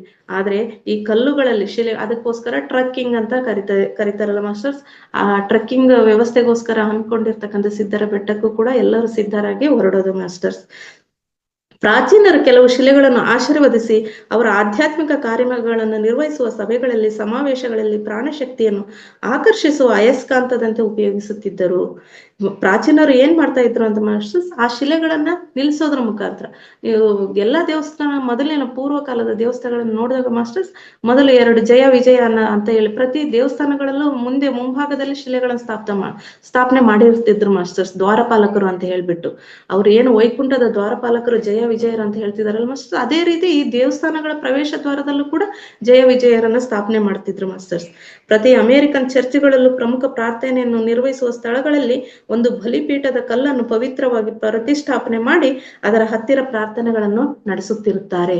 ಅವರು ಏನು ಚರ್ಚ್ಗಳಲ್ಲೂ ಕೂಡ ಆ ರೀತಿ ಬಲಿಪೀಠ ಅಂತ ಸ್ಥಾಪನೆ ಮಾಡ್ಬಿಟ್ಟು ಅಲ್ಲಿ ತಮ್ಮ ಪ್ರಾರ್ಥನೆಗಳು ಸಲ್ಲಿಸ್ಲಿಕ್ಕೆ ಅವಕಾಶ ಮಾಡಿಕೊಟ್ಟಿದ್ದಾರೆ. ಬರೀ ಹಿಂದೂಗಳಲ್ಲೇ ಅಷ್ಟೇ ಅಲ್ಲ, ಕ್ರಿಶ್ಚಿಯನ್ಸ್ ಅಲ್ಲೂ ಕೂಡ ಇದು ಇದೆ. ಮುಸ್ಲಿಮರು ಕೂಡ ಅವ್ರು ಹೋಗಿ ಬರೀ ಶೂನ್ಯ ಪ್ರದೇಶದಲ್ಲೇ, ಅದಕ್ಕೋಸ್ಕರ ಶೂನ್ಯ ಬರೀ ಬಿಳಿ ಗೋಡೆ ಆ ಕಡೆ ಮುಖ ಮಾಡಿ ಧ್ಯಾನ ಮಾಡ್ತಾರೆ ಮಾಸ್ಟರ್ಸ್. ಶಕ್ತಿ ಕ್ಷೇತ್ರದ ಮಹಾಗುರುಗಳ ಬಳಿ ಸುದೂರ ಪ್ರಪಂಚಗಳಿಂದ ತಂದಿರುವಂತ ಬಹಳ ಪವಿತ್ರವಾದ ಶಿಲೆಗಳಿವೆ. ಮಹಾಗುರುಗಳ ಬಳಿ ಸದೂರ ಅಂತಕ್ಕಂಥ ಪ್ರಪಂಚಗಳಿಂದ ತಂದಿರ್ತಕ್ಕಂಥ ಬಹಳ ಪವಿತ್ರವಾದ ಶಿಲೆಗಳು ಸಹ ಇವೆ. ಈ ಶಿಲೆಗಳು ಪ್ರಪಂಚದಲ್ಲಿ ಎಷ್ಟೋ ಮುಖ್ಯವಾದ ನಿರ್ದಿಷ್ಟ ಶಕ್ತಿ ಪೀಠಗಳಿಗೂ ಕೂಡ ಸೇರಿಸಿದ್ದಾರೆ ಅಂತ ಹೇಳ್ತಿದ್ದಾರೆ ಮಾಸ್ಟರ್ಸ್. ಅಂತ ಶಿಲೆಗಳ ಚೂರುಗಳನ್ನು ದರ್ಶಿಸಿಕೊಂಡ ಮಾನವರು ವಿರೋಚಿತ ಕಾರ್ಯಗಳಿಂದ ಮಾನವ ಜನಾಂಗಕ್ಕೆ ವಿಶೇಷ ಸೇವೆಯನ್ನು ಮಾಡಿದ್ದಾರೆ. ಸದೂರ ಅಂತಕ್ಕಂಥ ಗುರುಗಳು ತಂದಿರ್ತಕ್ಕಂಥ ಶಿಲೆಗಳ ಚೂರ್ಣಗಳನ್ನು ಅತಿ ಶಕ್ತಿ ಕ್ಷೇತ್ರಗಳಾದ ದೇವಾಲಯಗಳಲ್ಲೂ ಇಟ್ಟಿದ್ದಾರೆ. ಆ ಕ್ಷೇತ್ರಗಳನ್ನ ನಾವು ದರ್ಶಿಸೋದ್ರಿಂದ ಈಗೇನು ನಾವು ಆಧ್ಯಾತ್ಮಿಕ ಕ್ಷೇತ್ರದಲ್ಲಿ ಕ್ರಿಸ್ಟಲ್ಸ್ ಅಂತ ಹೇಳ್ತಿದೀವಲ್ಲ ಮಾಸ್ಟರ್ಸ್, ಅದೇ ತರನಾಗಿ ಅವುಗಳನ್ನು ಬಳಕೆ ಮಾಡ್ಕೊಂಡು ನಮ್ಮ ಶಕ್ತಿಗಳನ್ನು ಹೆಚ್ಚಿಗೆ ಮಾಡ್ಕೊಳ್ಳೋಕ್ಕೂ ಕೂಡ ಈ ಶಿಲೆಗಳ ರೂಪದಲ್ಲಿರ್ತಕ್ಕಂಥವುಗಳನ್ನ ಬಳಕೆ ಮಾಡ್ಕೊಳ್ಳಿ ಅಂತ ಹೇಳ್ತಿದ್ದಾರೆ ಮಾಸ್ಟರ್ಸ್. ಪವಿತ್ರ ಶಿಲೆಗಳನ್ನ ಪ್ರತಿಷ್ಠಿಸಲಾದ ಪ್ರಾಂತ್ಯಗಳು ಪ್ರಮುಖ ಆಧ್ಯಾತ್ಮಿಕ ಕೇಂದ್ರಗಳು, ಮಾನವ ಸಾಂಸ್ಕೃತಿಕ ಅಭಿವೃದ್ಧಿಯನ್ನು ವೃದ್ಧಿಪಡಿಸಿದ ಕಲಾ ಕೇಂದ್ರಗಳು ಕೂಡ ಆಗಿವೆ. ಈ ಪವಿತ್ರ ಶಿಲೆಗಳನ್ನ ಪ್ರತಿಷ್ಠಾಪನೆ ಮಾಡಿರ್ತಕ್ಕಂಥ ಪ್ರಾಂತ್ಯಗಳು ಅಂದ್ರೆ ದೇವಸ್ಥಾನಗಳಲ್ಲಿ ಹಾಗೂ ಆಧ್ಯಾತ್ಮಿಕ ಕೇಂದ್ರಗಳಲ್ಲಿ ಕ್ರಿಸ್ಟಲ್ ಯುಕ್ತ ಪಿರಮಿಡ್ಗಳನ್ನು ಬಳಕೆ ಮಾಡ್ಕೊಂಡ್ರೆ ನಮ್ಮಲ್ಲಿ ಪ್ರಾಣಶಕ್ತಿಯ ಅರಿವು ಹೆಚ್ಚಾಗ್ತಿದೆ ಅಂತ ಹೇಳ್ತಿದಾರಲ್ಲ ಮಾಸ್ಟರ್ಸ್. ನೀವು ಕೂಡ ಮಹಾತಾರ್ ಫೌಂಡೇಶನ್ ನೋಡಿದಿರ ಕ್ರಿಸ್ಟಲ್ ಯುಕ್ತ ಪಿರಮಿಡ್ ಅನ್ನು ಒಂದು ಅಲ್ಲಿ ಇಟ್ಟಿದ್ದಾರೆ ಮಾಸ್ಟರ್ಸ್. ಅದರಲ್ಲಿ ಇದರಲ್ಲಿ ಕೂತು 3 ಗಂಟೆ ಮಾಡ್ತಕ್ಕಂಥ ಧ್ಯಾನ ಅದರಲ್ಲಿ 1 ಗಂಟೆ ಮಾಡಿದ್ರೆ ಸಾಕು ಅನ್ನೋ ಪರವಾಗಿ ಮಾಸ್ಟರ್ಸ್. ಭೂಮಿಯ ಶಕ್ತಿಯುತವಾದ ಸ್ತಂಭ ಅನೇಕ ನಮ್ಮ ಭಾರತ ದೇಶದ ಈ ರೀತಿಯ ಶಿಲಾ ಇದಕ್ಕೆ ಹಿಮಾಲಯ ಪರ್ವತ ಉದಾಹರಣೆ ಮಾಸ್ಟರ್ಸ್. ಏನು ಶಕ್ತಿ ಕೇಂದ್ರವಾಗಿ ನಮ್ಮ ಭಾರತಕ್ಕೆ ಯಾಕೆ ಜಾಸ್ತಿ ಆಧ್ಯಾತ್ಮಿಕ ಶಕ್ತಿಯ ಅರಿವು ಇದೆ ಅಂತ ಅಂದ್ರೆ ಮಾಸ್ಟರ್ಸ್, ಈ ಹಿಮಾಲಯ ಪರ್ವತ ಅಂತಕ್ಕಂಥದ್ದು ನಮ್ಗೆ ಅತ್ಯುತ್ತಮ ಪಿರಮಿಡ್ ರೀತಿಯಲ್ಲಿ ಕಾರ್ಯವನ್ನು ನಿರ್ವಹಿಸ್ತಾ ಇದೆ ಮಾಸ್ಟರ್ಸ್. ಅದಕ್ಕೋಸ್ಕರನೇ ಎಲ್ಲ ಆಧ್ಯಾತ್ಮಿಕ ಗುರುಗಳು ಹೆಚ್ಚಾಗಿ ಕೆಲವು ದಿನಗಳ ಮಟ್ಟಿಗಾದ್ರೂ ಹಿಮಾಲಯಕ್ಕೆ ಯಾಕೆ ಹೋಗಿ ಬರ್ತಾ ಇದಾರೆ ಅಂದ್ರೆ ಮಾಸ್ಟರ್ಸ್, ಅಲ್ಲಿ ಶಕ್ತಿಯನ್ನ ವೃದ್ಧಿಪಡಿಸ್ಕೊಳ್ಲಿಕ್ಕೋಸ್ಕರ ಹೋಗ್ತಿದ್ದಾರೆ ಮಾಸ್ಟರ್ಸ್. ಶಿಲೆಗಳು ಪ್ರಾಣಶಕ್ತಿಯನ್ನು ಅನೇಕ ಯುಗಗಳ ನಂತರವೂ ಸಹ ಭದ್ರವಾಗಿಟ್ಟುಕೊಳ್ಳುತ್ತದೆ. ಈ ಶಿಲೆಗಳು ಅಂತಕ್ಕಂಥದ್ದು, ಪರ್ವತಗಳು ಅಂತಕ್ಕಂಥದ್ದು ಈ ಚಾರಣವನ್ನು ಯಾಕೆ ಮಾಡ್ಬೇಕಂದ್ರೆ ಮಾಸ್ಟರ್ಸ್, ಇವು ಯುಗಗಳ ಗಟ್ಲೆ ಅವುಗಳಲ್ಲಿ ಶಕ್ತಿಯನ್ನ ಭದ್ರವಾಗಿಟ್ಟುಕೊಳ್ಳುತ್ತದೆ. ಗುಣಪಡಿಸುವ ವಾಯುವನ್ನು ಪ್ರಸರಿಸುತ್ತವೆ. ಅದರಲ್ಲಿ ಇರ್ತಕ್ಕಂಥ ಬೆಟ್ಟಗುಡ್ಡಗಳಲ್ಲಿರ್ತಕ್ಕಂಥ ಮರಗಳು ನಮ್ಮಲ್ಲಿ ಇರ್ತಕ್ಕಂಥ ವ್ಯಾಧಿಗಳನ್ನು ಗುಣಪಡಿಸ್ತಕ್ಕಂಥ ವಾಯುವನ್ನು ಪ್ರಸಾರ ಮಾಡ್ತವೆ. ಈ ಶಿಲೆ ಎಲ್ಲಿಂದ ತಯಾರಾಗಿದೆಯೋ ಮೂಲಸ್ಥಾನದ ಮಹಾಪ್ರಜ್ಞೆಯನ್ನು ಈಗ ಆ ಶಿಲೆಯನ್ನು ಸ್ವಂತಪಡಿಸಿಕೊಂಡ ಮಾನವನಿಗೆ ನೀಡಲು ಒಂದು ಸೇತುವೆಯಂತೆ ಕೆಲಸ ಮಾಡುವುದು. ಆ ಒಂದು ಯಾವುದೇ ಮೋಸ್ಟ್ಲಿ ವಿಗ್ರಹವನ್ನ ಮಾಡ್ಬೇಕಾದ್ರೆ ಮಾಸ್ಟರ್ಸ್ ಎಲ್ಲರೂ ತಿಳಿಸಿದೀವಿ ನಾವು, ಆ ವಿಗ್ರಹವನ್ನ ಮಾಡ್ಬೇಕಾದ್ರೆ ಆ ಶಿಲೆಯನ್ನ ಆಯ್ಕೆ ಮಾಡ್ತಾರೆ ಮಾಸ್ಟರ್ಸ್, ಇದು ಯೋಗ್ಯನೋ ಅಲ್ಲವೋ ಅಂತ ಹೇಳ್ಬಿಟ್ಟು. ಆ ರೀತಿಯಾಗಿ ಆ ಯೋಗ್ಯವಾದ ಶಿಲೆಯನ್ನು ತಂದು ನಾವು ಮೂರ್ತಿಯನ್ನ ಕೆತ್ತಿದಾಗ ಅದರ ಮೂಲ ಗುಣಗಳನ್ನ ಈ ಶಿಲಾರೂಪ ಆದಾಗ್ಲೂ ಕೂಡ ಶಿಲ್ಪಿ ಕೆತ್ತಿದ ನಂತರ ಅದು ಶಿಲೆ ಆದಾಗ್ಲೂ ಕೂಡ ಅದು ಅಲ್ಲಿಂದ ಪಡೆದಿರ್ತಕ್ಕಂಥ ಗುಣಗಳನ್ನ ಅದು ಶಿಲೆ ಆದಾಗ ಅದನ್ನ ನೋಡ್ತಕ್ಕಂಥವರಿಗೆ ಆ ಶಕ್ತಿಯನ್ನ ಪ್ರಸಾರ ಮಾಡ್ತಕ್ಕಂಥ ಒಂದು ಸೇತುವೆ ರೀತಿ ಕೆಲಸ ಮಾಡ್ತದೆ ಅಂತ ಹೇಳ್ತಿದ್ದಾರೆ ಮಾಸ್ಟರ್ಸ್. ಈ ಶಿಲೆ ಮಾಡುವ ಮಹತ್ ಕಾರ್ಯ, ಮಾಹಿತಿ ಪ್ರಸಾರ ವ್ಯವಸ್ಥೆಯು ಆ ಶಿಲೆಯಿಂದ ನಿರಂತರವಾಗಿ ಮುಂದುವರಿಯುತ್ತಾ ಮಾನವನು ನಿತ್ಯ ಜಾಗರೂಕತೆಯಿಂದ ಇರುತ್ತಾ ಉತ್ತಮ ಪ್ರಪಂಚಗಳ ಪ್ರಜ್ಞೆಯನ್ನು ಹೊಂದುತ್ತಿರುತ್ತಾನೆ.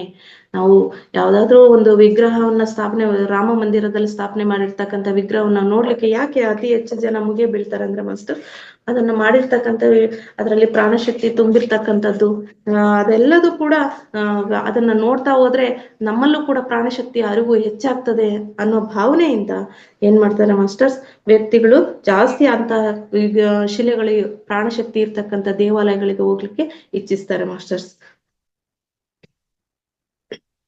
ಇದರಲ್ಲಿ ಒಂದು ತೃಣಮಣಿ ಅಂತಕ್ಕಂಥ ಒಂದು ಪದಾರ್ಥವನ್ನು ಕೂಡ ಪರಿಚಯಿಸಿದ್ದಾರೆ ಮಾಸ್ಟರ್ಸ್. ಇದು ಹಳದಿ ಗೋಧಿ ವರ್ಣದಿಂದ ಪಾರದರ್ಶಕವಾಗಿ ಅಂದ್ರೆ ಗಟ್ಟಿ ಕಲ್ಲು, ಅದು ಸ್ಥಿತಿಯಲ್ಲಿ ಮಹಾ ಕಠಿಣವಾಗಿ ಹೆಪ್ಪುಗಟ್ಟಿರುವ ಅಂಟಿನಂತಿರುವ ಸುಗಂಧ ದ್ರವ್ಯ ವೃಕ್ಷ ಸ್ರಾವ ಪದಾರ್ಥ. ಈ ತೃಣಮಣಿ ಅಂತಕ್ಕಂಥದ್ದು ಒಂದು ಸುಗಂಧ ದ್ರವ್ಯ ವೃಕ್ಷ ಪದಾರ್ಥ ಬಹಳಷ್ಟು ಅಧಿಕ ಪ್ರಾಣಶಕ್ತಿಯನ್ನು ತನ್ನಲ್ಲಿ ನಿಕ್ಷೇಪ ಮಾಡಿಕೊಂಡಿರುತ್ತದೆ. ಇದು ಈ ಈ ತೃಣಮಣಿ ಅಂತಕ್ಕಂಥ ಪದಾರ್ಥದಲ್ಲಿ ಬಹಳಷ್ಟು ಪ್ರಾಣಶಕ್ತಿ ಇರ್ತದೆ ಅಂತ ಮಾಸ್ಟರ್ಸ್. ಆಸಿಯಾ ಖಂಡದಲ್ಲಿ ಈ ಮಣಿಗಳ ಹಾರವು ತಂದೆಯಿಂದ ದೊಡ್ಡ ಮಗನಿಗೆ ಪರಸ್ಪರ ಪ್ರಜ್ಞಾ ಪ್ರಸಾರ ಸಾಧನೆಯಾಗಿ ಕೂಡ ನೀಡ್ತಾರೆ. ಈ ತೃಣಮಣಿ ಅಂತಕ್ಕಂಥದ್ದನ್ನ ಅಲ್ಲಿ ಬಳಸ್ತಾರಂತೆ ಮಾಸ್ಟರ್ಸ್.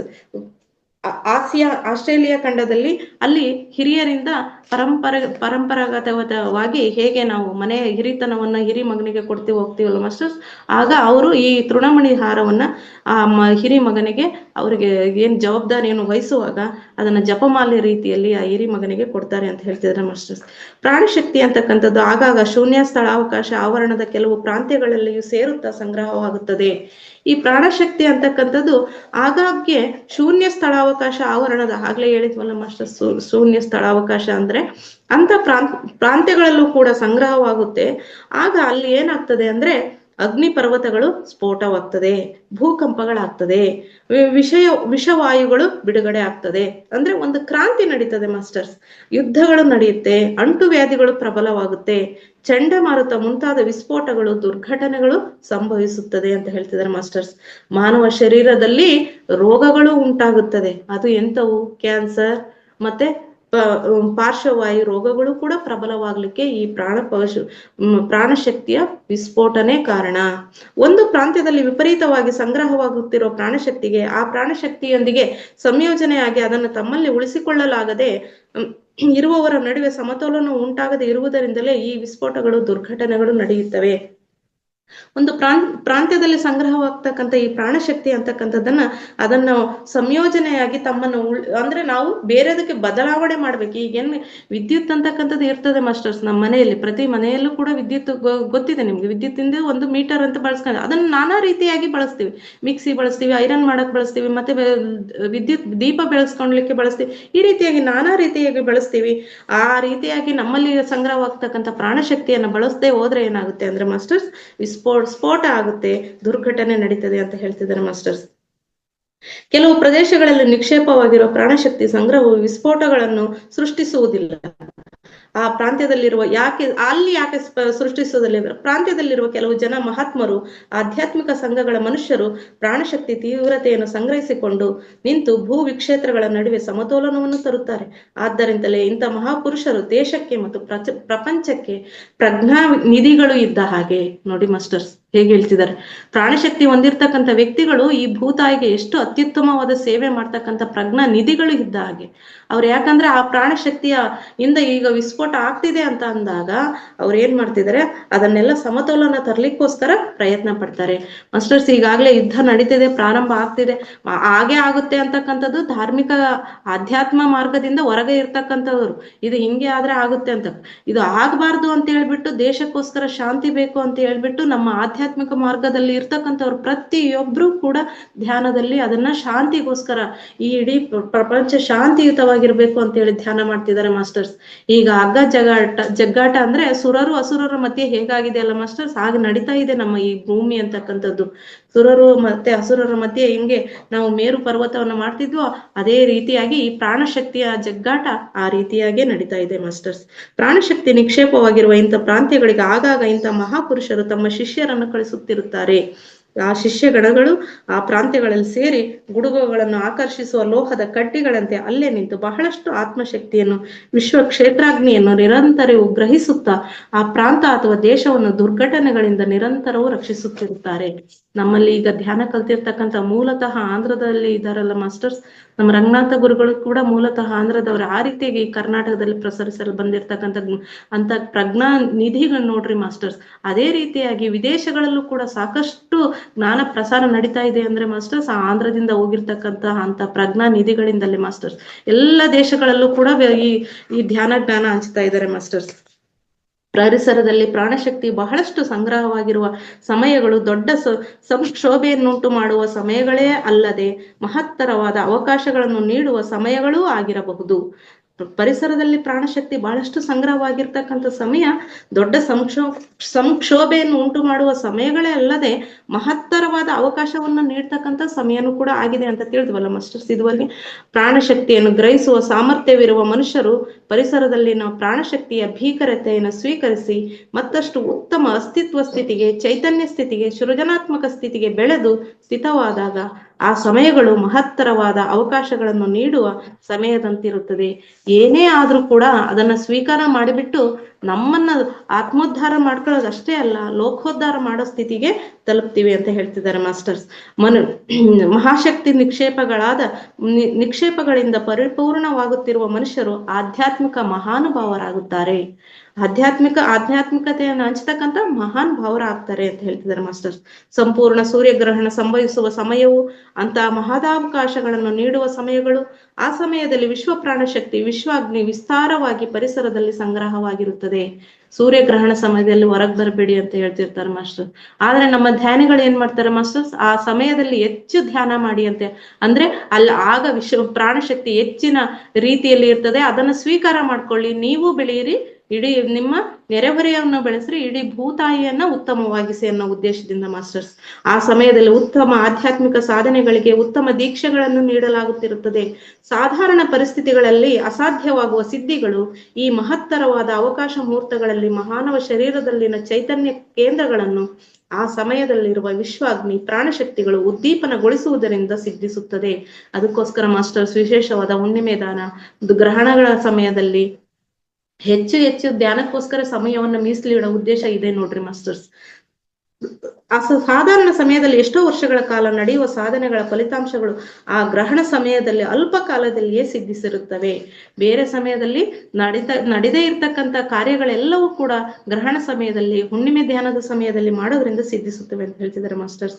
ಇಂಥ ಸಮಯಗಳಲ್ಲಿಯೇ ದೊಡ್ಡ ಉಪದ್ರವಗಳು ಅಥವಾ ಸಂಕ್ಷೋಭೆಗಳು ಅಥವಾ ಉತ್ಪಾತಗಳು ಸಹ ಸಂಭವಿಸುತ್ತಿರುತ್ತವೆ. ಇಂಥ ಸಮಯದಲ್ಲೇ ಅವುಗಳು ನಡೆಯೋದು ಮಾಸ್ಟರ್ಸ್. ನಮ್ಗೀಗಾಗಲೇ ಸುನಾಮಿ ಬಂದಿದ್ದು ಹುಣ್ಣಿಮೆ ದಿನ ಮಾಸ್ಟರ್ಸ್. ಡಿಸೆಂಬರ್ 25 ಹುಣ್ಣಿಮೆ ದಿನನೇ ಸುನಾಮಿ ಬಂದಿತ್ತು. ಆ ಟೈಮಲ್ಲಿ ಸಂಕ್ಷೋಭೆನೂ ನಡೆಯುತ್ತೆ. ನಾವು ಒಳ್ಳೇದಾಗಿ ಪರಿವರ್ತನೆ ಮಾಡ್ಕೋಬೇಕು ಅಂದ್ರೂ ಕೂಡ ಧ್ಯಾನ ಮಾಡ್ಬೇಕು, ಆಧ್ಯಾತ್ಮಿಕ ಮಾರ್ಗದಲ್ಲಿ ಇಡ್ಬೇಕು. ಕೆಟ್ಟದನ್ನ ನಡೆಯೋದು ಕೂಡ ಅದೇ ಸಮಯ, ಒಳ್ಳೆಯದು ನಡೆಯೋದು ಕೂಡ ಅದೇ ಸಮಯ. ನಾವು ಸ್ವೀಕಾರ ಮಾಡೋ ರೀತಿಯಲ್ಲಿದೆ ಮಾಸ್ಟರ್ಸ್. ಅದು ಏನು ಅಂತಕ್ಕಂಥದ್ದು. ಎಷ್ಟೋ ಜನ ಮಹಾತ್ಮರು ಅಲ್ಲಿನ ಪ್ರಾಣಶಕ್ತಿ, ಪ್ರಾಣಾಗ್ನಿಗಳ ಭೀಕರತೆಯನ್ನು ಸ್ವೀಕರಿಸಿ ತಮ್ಮಲ್ಲಿ ಉಳಿಸಿಕೊಳ್ಳಲಾಗದ ಪರಿಸ್ಥಿತಿಗಳಲ್ಲಿ, ಎಷ್ಟೋ ಮಹಾತ್ಮರೇನಿದ್ದಾರೆ ಅಲ್ಲಿನ ಪ್ರಾಣಶಕ್ತಿ ಮತ್ತು ಪ್ರಾಣಗಳ ಭೀಕರತೆಯನ್ನ ಸ್ವೀಕಾರ ಮಾಡಿ ತಮ್ಮಲ್ಲಿ ಉಳಿಸಿಕೊಳ್ಳಲಾಗದ ಪರಿಸ್ಥಿತಿಗಳಲ್ಲಿ ಏನ್ ಮಾಡಿದ್ರು ಅಂತ ನೋಡ್ತಿದ್ದಾರೆ ಮಾಸ್ಟರ್. ಅಂತ ಪ್ರಾಣಶಕ್ತಿ, ವಿಶ್ವಾಗ್ನಿಗಳ ಭೀಕರತೆ ಪ್ರಬಲವಾಗಿರುವ ಸಮಯಗಳಲ್ಲಿ ಮನುಷ್ಯರು ನಿರ್ಭಯವಾಗಿ ಧೈರ್ಯದಿಂದ ಇದ್ದು ತಮ್ಮ ಚೈತನ್ಯವನ್ನು ಪಡಿಸಿಕೊಳ್ಳಲು ತಮ್ಮ ಕೈಲಾದಷ್ಟು ಪ್ರಯತ್ನ ಮಾಡಬೇಕೆಂದು, ಆ ಸಮಯಗಳಲ್ಲಿ ಉಂಟಾಗುವ ಒತ್ತಡವನ್ನು ಸಹಿಸಿಕೊಂಡು ಸರ್ವ ಮಾನವರ ಕ್ಷೇಮಕ್ಕಾಗಿ ತಮ್ಮ ಪ್ರಾಣಶಕ್ತಿ ನಿಕ್ಷೇಪವನ್ನು ಉಪಯೋಗಿಸಬೇಕೆಂದು ಹೇಳಲಾಗುತ್ತದೆ. ನಾವು ಯಾವುದೇ ಕಾರಣಕ್ಕೂ ಧೈರ್ಯ, ದುಃಖ ಅವೆರಡನ್ನು ನಮ್ಮಿಂದ ಹೊರ ಹಾಕಿದ್ವಿ ಅಂದ್ರೆ ಮಾಸ್ಟರ್ಸ್, ನಮ್ಮಲ್ಲಿರ್ತಕ್ಕಂಥ ಎಲ್ಲ ಚಕ್ರಗಳನ್ನ, ನಾಡಿ ಮಂಡಲಗಳನ್ನ ಅದ್ಭುತವಾಗಿ ನಮ್ಮಲ್ಲಿ ಉಳಿಸ್ಕೋಬಹುದು, ಅದನ್ನ ಚೈತನ್ಯಗೊಳಿಸ್ಕೋಬಹುದು, ಸುಚೇತನಗೊಳಿಸ್ಕೋಬಹುದು ಅಂತ ಹೇಳ್ತಿದ್ದಾರೆ ಮಾಸ್ಟರ್.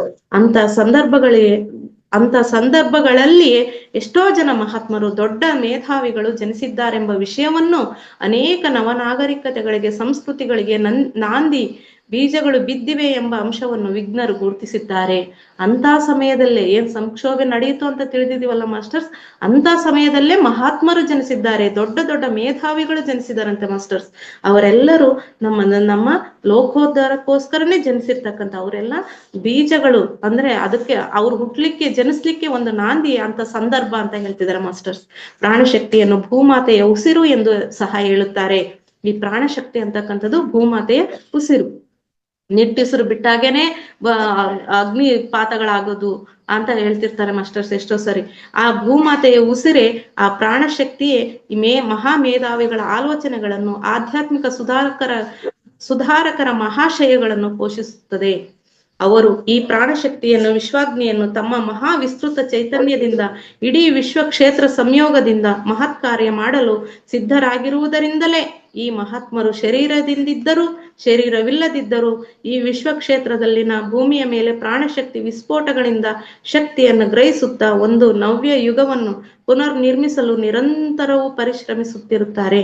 ಅವರು ನಾವಿವಾಗಲೇ ಗಮನಿಸಿದ್ವಿ ಮಾಸ್ಟರ್ಸ್, ಮಹಾವತಾರ್ ಬಾಬಾಜಿ ಇರ್ಬೋದು, ಅದೇ ರೀತಿಯಾಗಿ ಬ್ರಹ್ಮಶ್ರೀ ಪಿತಾಮಹ ಪತ್ರಿಜಿ ಗುರುಗಳಿರ್ಬೋದು, ಇನ್ನೊಂದು ಸಾಕಷ್ಟು ಮಾಸ್ಟರ್ಸ್ಗಳು ಚಾನಲಿಂಗ್ ಆಗ್ತಿದ್ದಾರೆ ಅಂತ ಅಂದ್ರೆ ಮಾಸ್ಟರ್ಸ್ ಅವ್ರಿಗೆ ಶರೀರ ಇಲ್ಲದೆ ಹೋದ್ರು ಕೂಡ ಲೋಕ ಕಲ್ಯಾಣ ಮಾಡ್ಬೇಕು ಅನ್ನೋ ಸದುದ್ದೇಶದಿಂದ ಚಾನಲಿಂಗ್ ಆಗ್ಬಿಟ್ಟು ಈ ಲೋಕ ಕಲ್ಯಾಣಕ್ಕೋಸ್ಕರ ಯಾವ ರೀತಿ ನಡ್ಸ್ಕೊಂಡು ಹೋಗ್ಬೇಕು ಎಲ್ಲರೂ ಅನ್ನೋದು ಉದ್ದೇಶಕ್ಕೆ ಈ ನವ್ಯ ಯುಗವನ್ನ ಪುನರ್ ನಿರ್ಮಾಣ ಮಾಡಬೇಕು ಅನ್ನೋ ಉದ್ದೇಶಕ್ಕೆ ಪರಿಶ್ರಮಿಸ್ತಿದ್ದಾರೆ ಅಂತ ಹೇಳುವಲ್ಲಿ ಇದುವರೆಗೆ ಇದಕ್ಕಾಗಿ ಈ ಪ್ರಾಣಶಕ್ತಿಯನ್ನು ಜ್ಞಾನವನ್ನು ಹಂಚಲಿಕ್ಕಾಗಿ ವೇದಿಕೆಯನ್ನು ಕಲ್ಪಿಸಿಕೊಟ್ಟಂತ ಪರಮೋಚ್ಚ ಗುರುಗಳಿಗೂ ಈ ಜ್ಞಾನವನ್ನು ಆಲಿಸಿದಂತ ಎಲ್ಲ ನನ್ನ ಆತ್ಮ ಬಂಧು ದೇವರುಗಳಿಗೂ ನಮಿಸುತ್ತಾ ಥ್ಯಾಂಕ್ ಯು ಸೋ ಮಚ್ ಗುರುಗಳೇ. Thank you so much.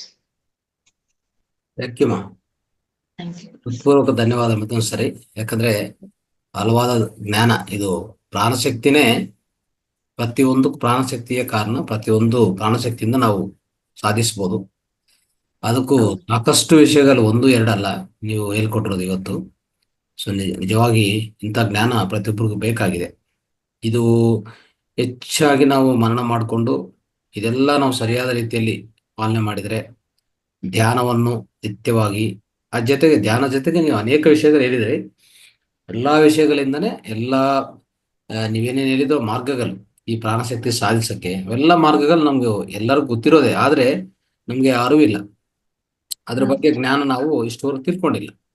ಇವತ್ತು ನೀವು ಹೇಳ್ಕೊಟ್ಟಿದ್ದಕ್ಕೂ ಎಲ್ಲ ಇಷ್ಟೆಲ್ಲ ಮಾರ್ಗಗಳಿದೆ, ಈ ರೀತಿಯಲ್ಲಿ ಕಾಪಾಡ್ಕೋಬಹುದು ಪ್ರಾಣಶಕ್ತಿಯನ್ನು, ಈ ರೀತಿಯಲ್ಲಿ ಬಳಸ್ಕೋಬಹುದು ಅಂತ ಅನೇಕ ಮಾರ್ಗಗಳು ಅನೇಕ ವಿಷಯಗಳು ಹೇಳಿದ್ರಿ.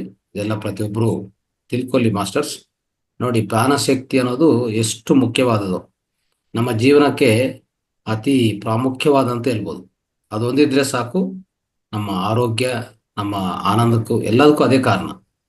ಆರೋಗ್ಯ ಆನಂದಕ್ಕೆ ಅದೇ ಕಾರಣ, ಇನ್ನು ಯಾವುದು ಇಲ್ಲ. ನಮ್ಮ ಮುಕ್ತಿ ಮಾರ್ಗಕ್ಕೆ ಅದೇ ಕಾರಣ. ಅದಕ್ಕೋಸ್ಕರ ಇಂಥ ಅದ್ಭುತ ವಿಷಯಗಳು ತಿಳಿಸ್ಕೊಟ್ಟಿದ್ದಕ್ಕೂ ಮತ್ತೊಂದ್ಸರಿ ಧನ್ಯವಾದಗಳು. Thank you so much. Right. Thank you madam. Thank you so much. ಪ್ರಾಣಶಕ್ತಿಯ ಬಗ್ಗೆ ಅದ್ಭುತವಾಗಿ ವಿವರಣೆ ಮಾಡಿದ್ರು ನಮ್ಮ ಪ್ರಾಣಶಕ್ತಿಯು ನಾವು ಯಾವ ರೀತಿ ಹೆಚ್ಚಿಸ್ಕೋಬೇಕು, ಮತ್ತದು ಹೆಚ್ಚಾದಾಗ ಯಾವ ರೀತಿ ನಾವು ಸೇವೆಯನ್ನು ಮಾಡುವುದರ ಮೂಲಕ ನಮ್ಮ ಪ್ರಾಣಶಕ್ತಿಯನ್ನ ನಾವು ಇದು ಮಾಡ್ಬೋದು. ಇಲ್ಲಾಂದ್ರೆ ಅದು ಸ್ಫೋಟಕವಾಗಿ ನಮ್ಮ ಮೇಲೆ ಅದು ದುಷ್ಪರಿಣಾಮ ಬೀರ್ಬೋದು ಅಂತ, ನಮ್ಮ ಆರೋಗ್ಯದ ಮೇಲೆ ಅದು ಏನು ಅನಾರೋಗ್ಯ ಬರುವಂತ ಕಾರಣ ಆಗ್ತೈತೆ ಅಂತ ತಾವು ಪ್ರತಿಯೊಂದು ಪಾಯಿಂಟ್ ಅನ್ನು ಹೇಳಿದ್ರು ಮೇಡಮ್. ತುಂಬಾ ಅದ್ಭುತವಾಗಿತ್ತು.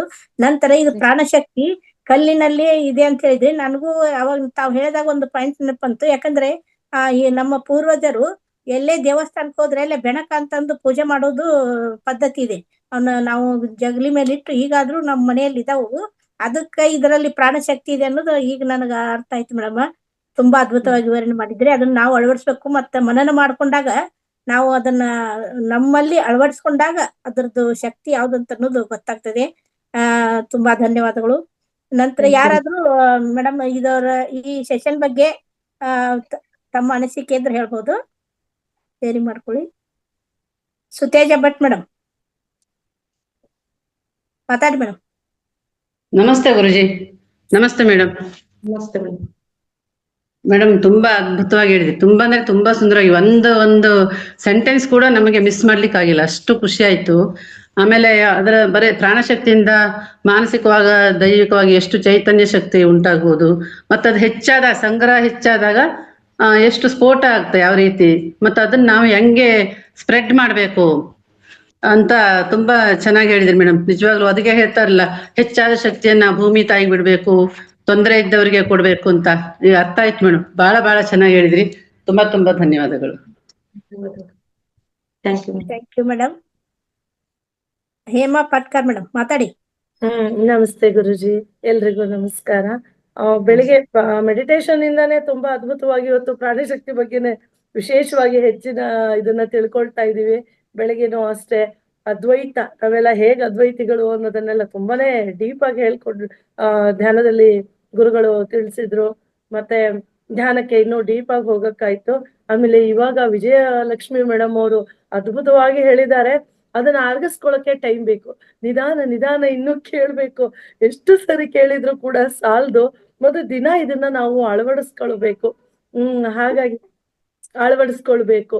ಇದನ್ನ ಮೇಡಮ್ ದಯವಿಟ್ಟು ಈ ಪುಸ್ತಕದ ಹೆಸರನ್ನ ತಿಳಿಸಿ, ಮತ್ತೆ ನಾವು ಇದನ್ನ ತಗೊಳ್ಬೋದಾ, ಓದ್ಬೋದಾ, ಅಭ್ಯಾಸ ಮಾಡ್ಬೋದಾ ಅಂತ ಅನ್ಕೊಂಡು ನಂದೊಂದು ಮನವಿ.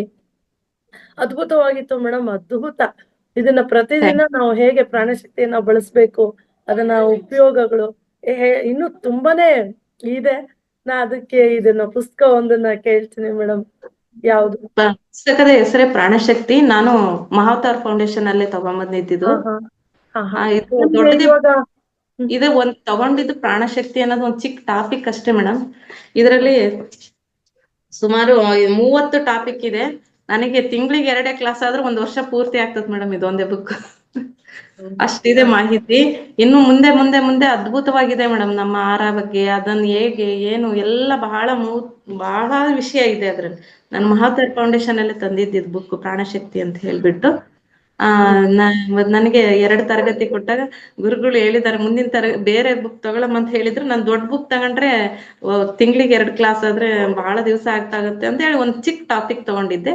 ನೆಕ್ಸ್ಟ್ ಹೆಂಗೆ ಕ್ಲಾಸ್ ಹೆಂಗ್ ಸಿಗುತ್ತೋ ಅದ್ರ ಮೇಲೆ ಇದನ್ನ ಕಂಟಿನ್ಯೂ ಮಾಡೋದ ಅಥವಾ ಇನ್ನೊಂದ್ ಬುಕ್ ಮಾಡೋದ ಅಂತ ಸೇತು ವಿಜ್ಞಾನ ಮೇಡಮ್ ಅದ್ಭುತವಾಗಿದೆ, ತುಂಬಾನೇ ಅದ್ಭುತ. ಇದನ್ನ ಇನ್ನೂ ಡೀಪ್ ಆಗಿ ಹೋಗ್ಬೇಕು.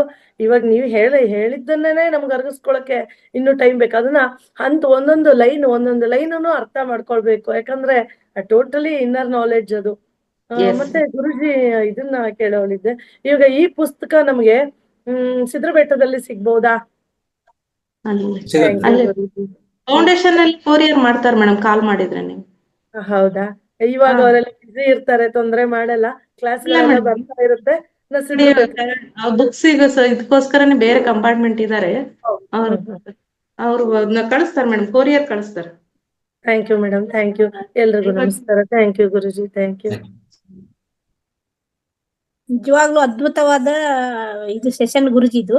ಯಾಕಂದ್ರೆ ಕೆಲವೊಂದು ದೇವಸ್ಥಾನಗಳಲ್ಲಿ ನಾವು ನೋಡಿದೇವೆ, ಪೂಜೆ ಮಾಡಿದ ತಕ್ಷಣ ಪೂಜೆ ಮಾಡ್ಬೇಕಾದ್ರೆ ಅಲ್ಲಿ ಒಂದು ಪರದೆ ಹಾಕಿರ್ತಾರೆ.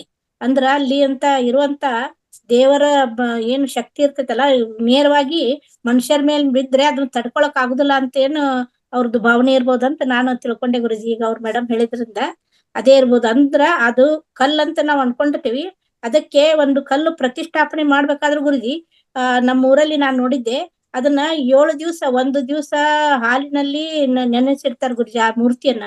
ನಂತರ ಕಾಳು ಕಡಿಯಲ್ಲಿ ಹಾಕ್ತಾರೆ, ಅದಕ್ಕೆ ಅಭಿಷೇಕ ಮಾಡಿ 7 ದಿನ ಊರಲ್ಲೇ ವ್ರತ ಮಾಡಿ ಪ್ರಾಣ ಪ್ರತಿಷ್ಠಾಪನೆ, ಅಂದ್ರೆ ಅದು ಏನು ಮೂರ್ತಿಯೂ ಕೂಡ ಪ್ರಾಣವನ್ನ ತುಂಬಿ ಅದನ್ನ ಪ್ರತಿಷ್ಠಾಪನೆ ಮಾಡ್ತಾರಲ್ಲ, ಅಷ್ಟೊಂದು ಅದಕ್ಕೆ ಶಕ್ತಿ ಬರುತ್ತದೆ ಅಂತಂದು ನಮಗೆ ಈಗ, ಅಂದ್ರೆ ಹಿರಿಯರಿಗೆಲ್ಲ ಇದೆಲ್ಲ ಜ್ಞಾನ ಗೊತ್ತಿತ್ತ ಅಂತ ನಮಗೀಗ ಅರ್ಥ ಆಗ್ತಾ ಇದೆ ಗುರುಜಿ. Thank you so much madam.